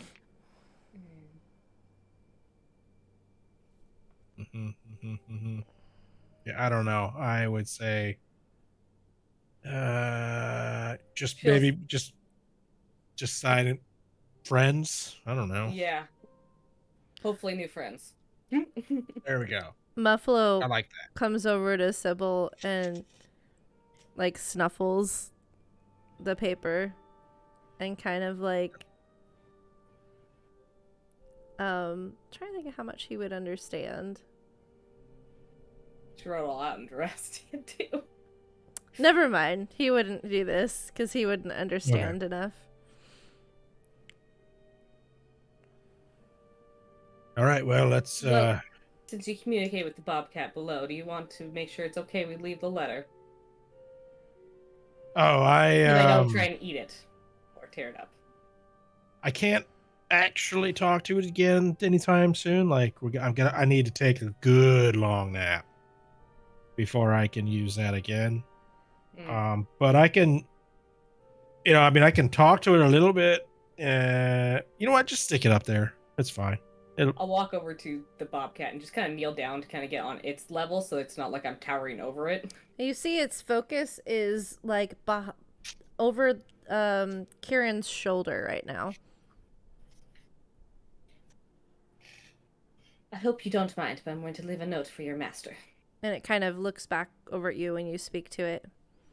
I'll just hold up the Don't- piece of paper as I said it. Oh, How close do you get it to the cat? I'm not like all up in its face because Okay. Oh, personal space, but just kind of got close enough to be like normal talking distance between two humans or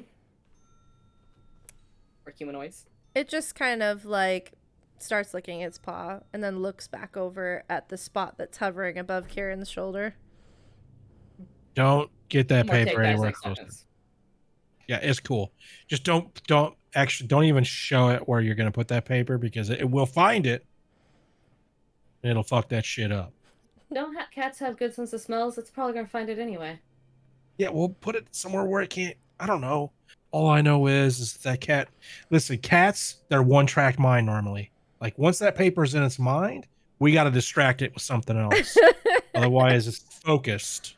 Just roll it up and stick it like in the gun upstairs. That was my plan, but Oh, do that. That's perfect. Fudge, maybe it's just you. I mean, it had no No. problem sleeping with Cephas. Well, that's because I don't. It didn't Because like what? you. It was. First, it liked the fire, then it went over to the lab. I don't know. It's a cat. I hate them. Most That animals may love be it you. right there. Yeah, Yeah. I think they So, know when you hate them. most, With that, Well, I'm more jump up and climb the ladder and go up to where the. I'm just gonna be like, I didn't hate it until it started being a dick to me. That's all I gotta say. Again, it's yeah, a cat. you're not used to behaviors like that from animals that don't immediately want to eat you, right? Yeah. So I'm not gonna put it in the barrel, but I'm gonna put it like in the where the trigger is. I'm just gonna roll up and stick it there, Okay. so it's real obvious that it's there. Got it. Pardon me. Been a long day. Sorry about the yawn. So you guys are heading back over to the cart where the mine and the grenades are? Yep. Yeah. Taking the exact path we took. Before leaving the cat, though, I will approach it. Thank you for informing me about the spirit and for your hospitality. Just give it a little bow and then leave. It like Oh. sits up and kind of purrs like, oh, finally someone who knows how to talk to me. You shouldn't have done that, Seth. You should have done. Now its ego's through the roof. There are many cats where I come from. It's normal. Oh. Come on, Buffalo. Let's get out of here. Stomp off. Buffalo stomps with me. He don't know why he's stomping, but he's doing it. Okay, and you guys make it back to the cart. So you're gonna collect it and head back to town? Well, do we I think wanna so. head back to town and show up suspicious with this I cart and supplies. thought we were gonna go to the drop-off point and try and like infiltrate this organization. Honestly, I think that's a better idea than heading to town. Do you know Think where it town. is? We have the note. Yeah, it Do says, you know where it says- is? It says the old oak tree stump down by the church. We haven't been to the church. We can just go to the church and look for what looks like to be this drop-off spot. We have We some know where the semblance of church where- is. Yep. Why don't Yeah. we could do that research in town if we want to, but I don't think we should take this cart all the way back to town with the supplies. Oh God, no.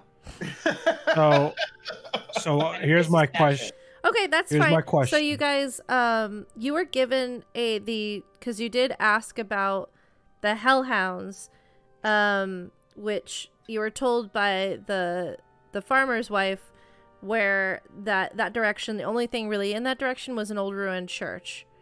So that's the only, that's a church, and the other church that you know of is the one that you passed by when you were in town, which is not ruined. It's like a fully functional place of worship. That's where the orphan. So those are the two that you know about. And you know kind of the general direction and kind of maybe some of the main roads. The side roads might get a little hairy. But you know the general direction where the ruined church is. You obviously know where the church in town is. So where would you guys like to head? You could. And Well- we were also told about that job at the ruined church. Mhm. Ruined church in the woods is, I think, what it was described as. Yep. Mm-hmm.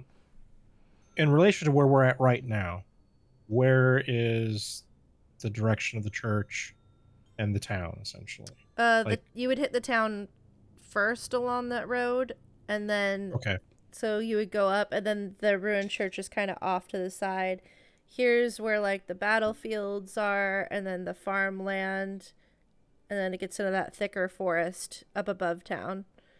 Okay. So you could either go on the outskirts of town, go through the farmland to cut through, or you can go into town and then angle up based on what information you've been given.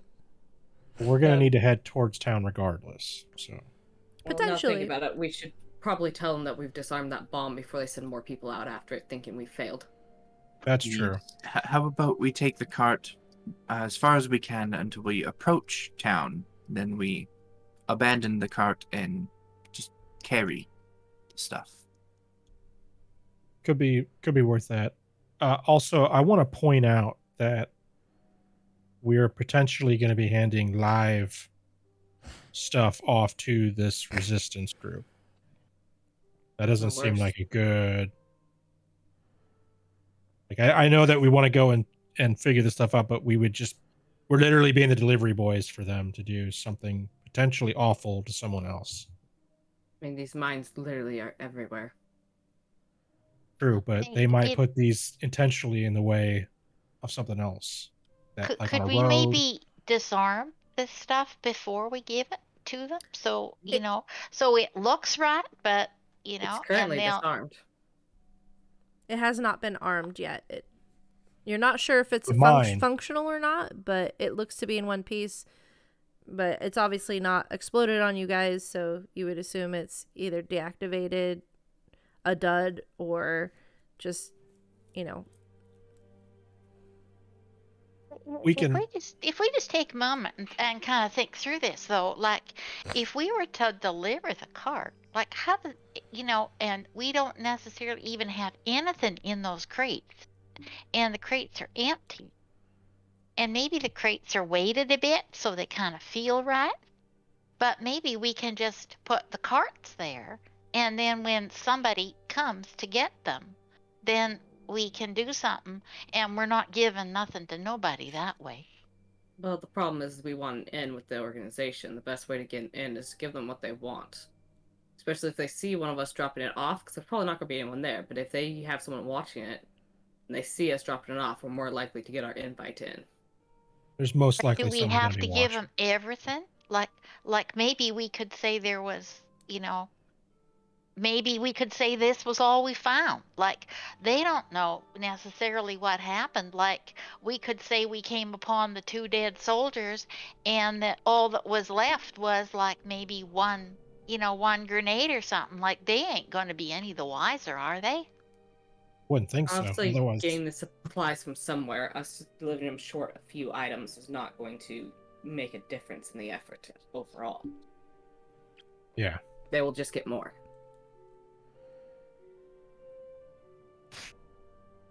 Yeah, I don't know. I mean, we could chat about this along the roadway, but it's hard to say. Like, I don't know. We should definitely have a plan before we go out there. I mean, the best plan to me is to get an in with the organization and figure out what they're planning. Then we can stop it from happening.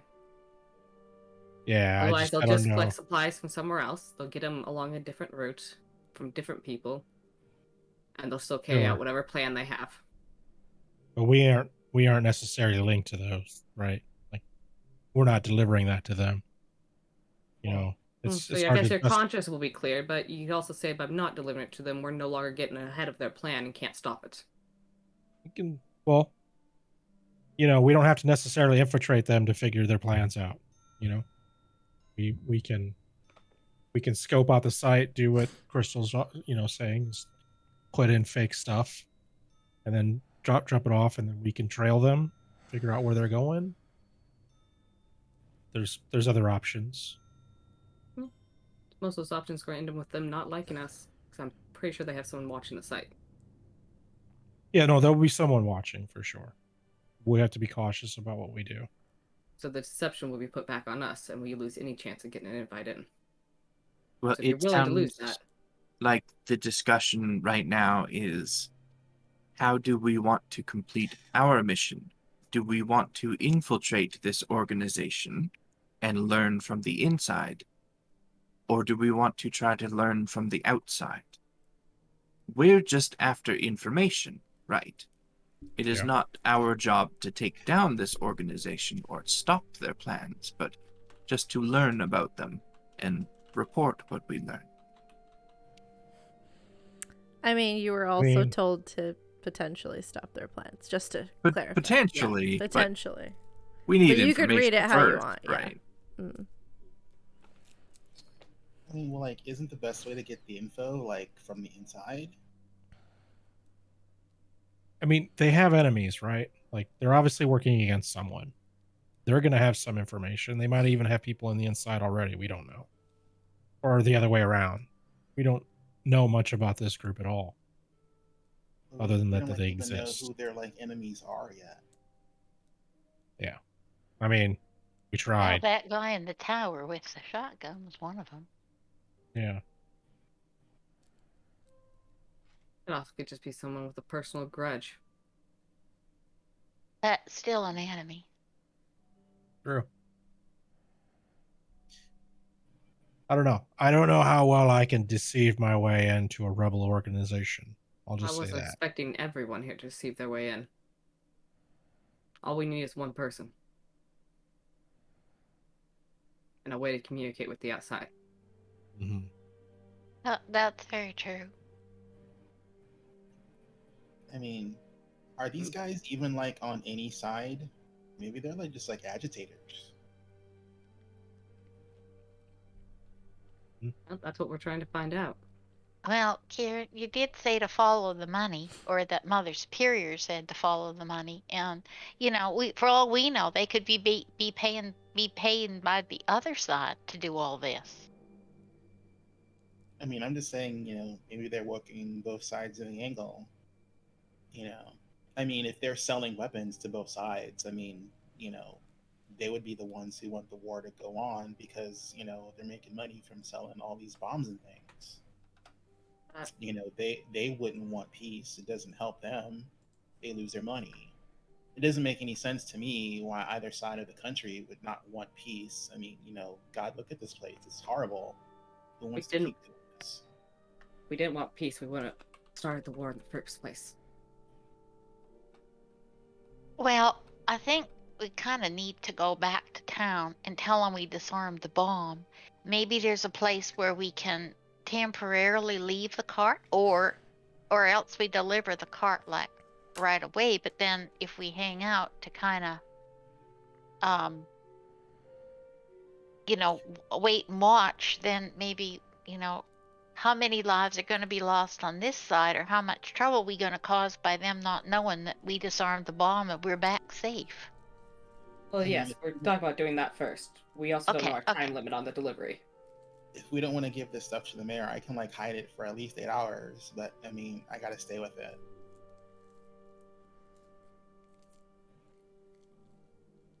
That would be okay.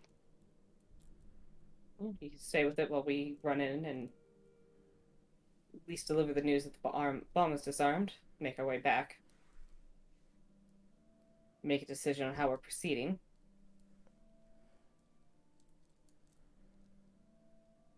Okay, so you guys head closer to town.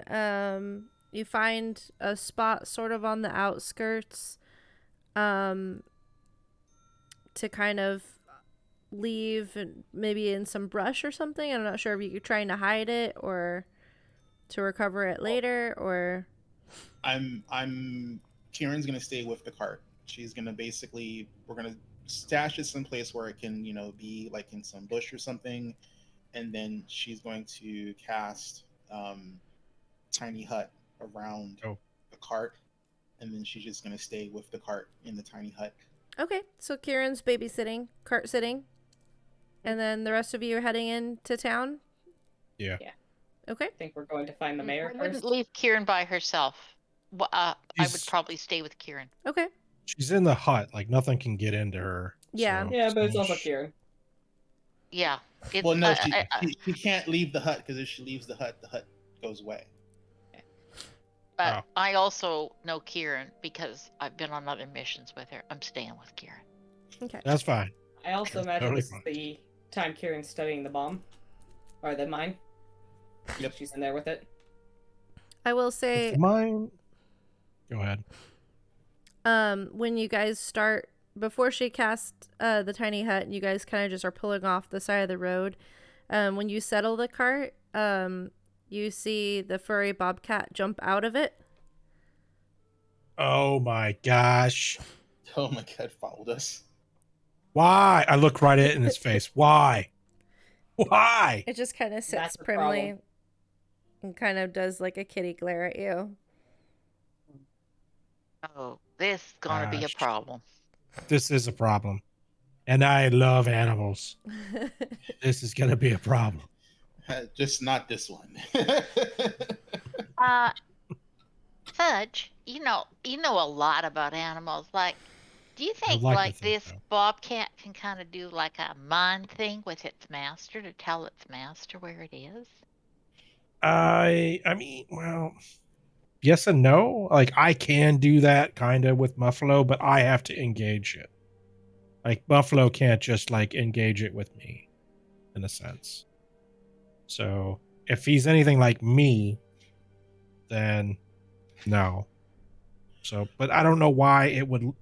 Maybe its master's already dead and it just didn't want to Bobcat kill me. Doesn't look like it has any like non-normal features, right? It looks like a standard, feline. Can you give me a nature check?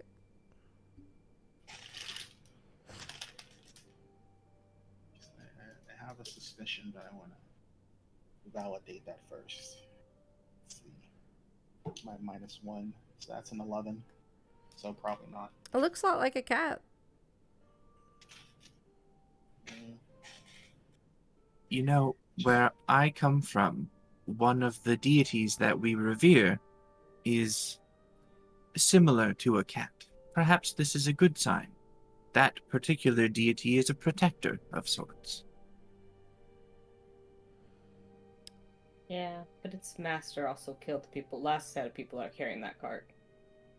Potentially. The cat didn't really allude to one thing or another.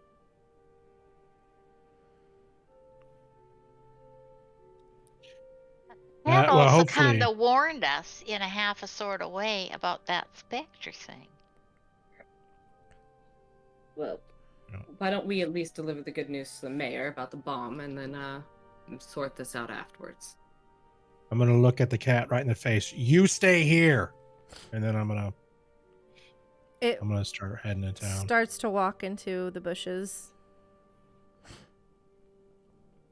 Wait. Like, Cart. by the cart? The bushes by the cart? No, Oh, to follow? another set of bushes. Oh.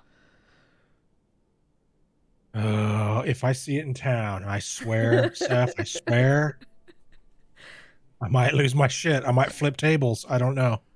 As long as you do not harm the cat. I would never do that. Oh my gosh, I would never And harm it it. knows that. Anyone feel like this is DM's revenge for all the nat 20s he got this episode? Yeah, probably. It's the bobcat following him everywhere from now on. Normally, like, I just embrace animals, but this one, no.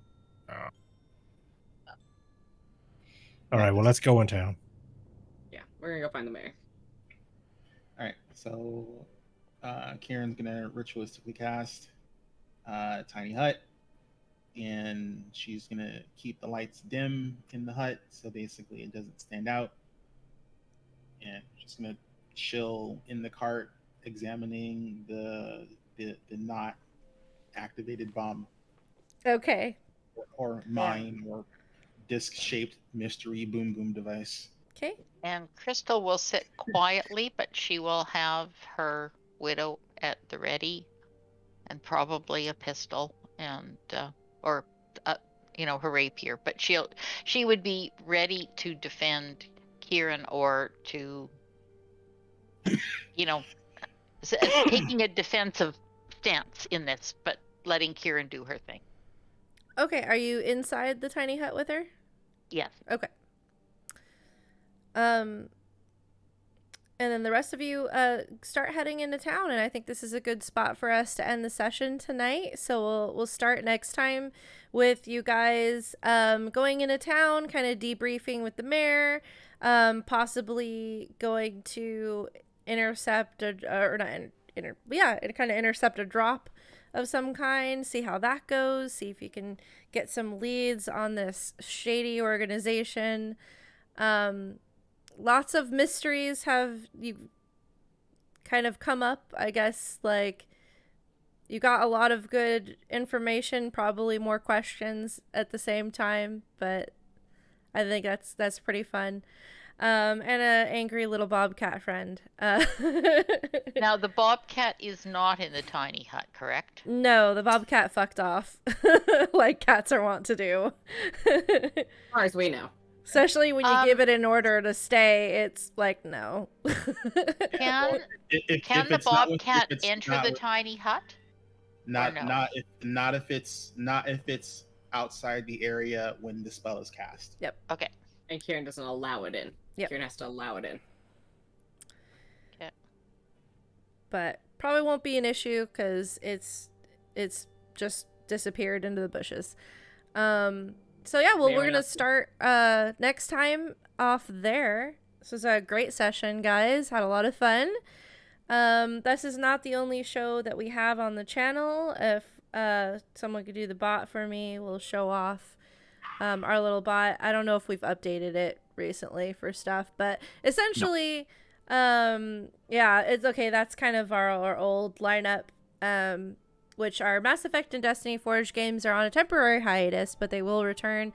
In the meantime, you get us with Chimera Collective every other Monday. And then on Tuesdays, we have our...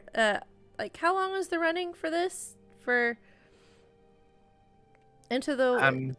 I think it's just We'll be on 5. going until it stops. Sort of like this one? Okay. Yeah. So, and it's Into the Wildlands, right? I still need to catch up on it. Yep. So Into the Wildlands on Tuesday. Check that out. Are we having a game tomorrow? We good? I think so. I think so. I probably won't be there, but I don't think I need to be there for tomorrow's session either. So. Okay, so should be good for a game tomorrow as far as we know. And then we do have alternating Saturday games. We did have a special event game on this past Saturday night for Withered Wastes, but normally I think we're up for this Saturday. You should have your normal session this Saturday. Yeah, normal session this Saturday, and then Wayward Wanderers will be on the following Saturday as we alternate. And first Saturday of every month, we usually have our Behold Lore show, but I believe that's also on hiatus right now. But we've got our old VODs. If you need to catch up on things, we've got a huge catalog on YouTube at our Behold Lore YouTube page that you guys can check out if you're just craving some more D&D and you haven't seen all the episodes of our stuff yet. So check that out. And special thanks to all y'all for coming. And yeah, I'm rambling now, so we're just gonna end. But thanks everybody, and y'all have a great night.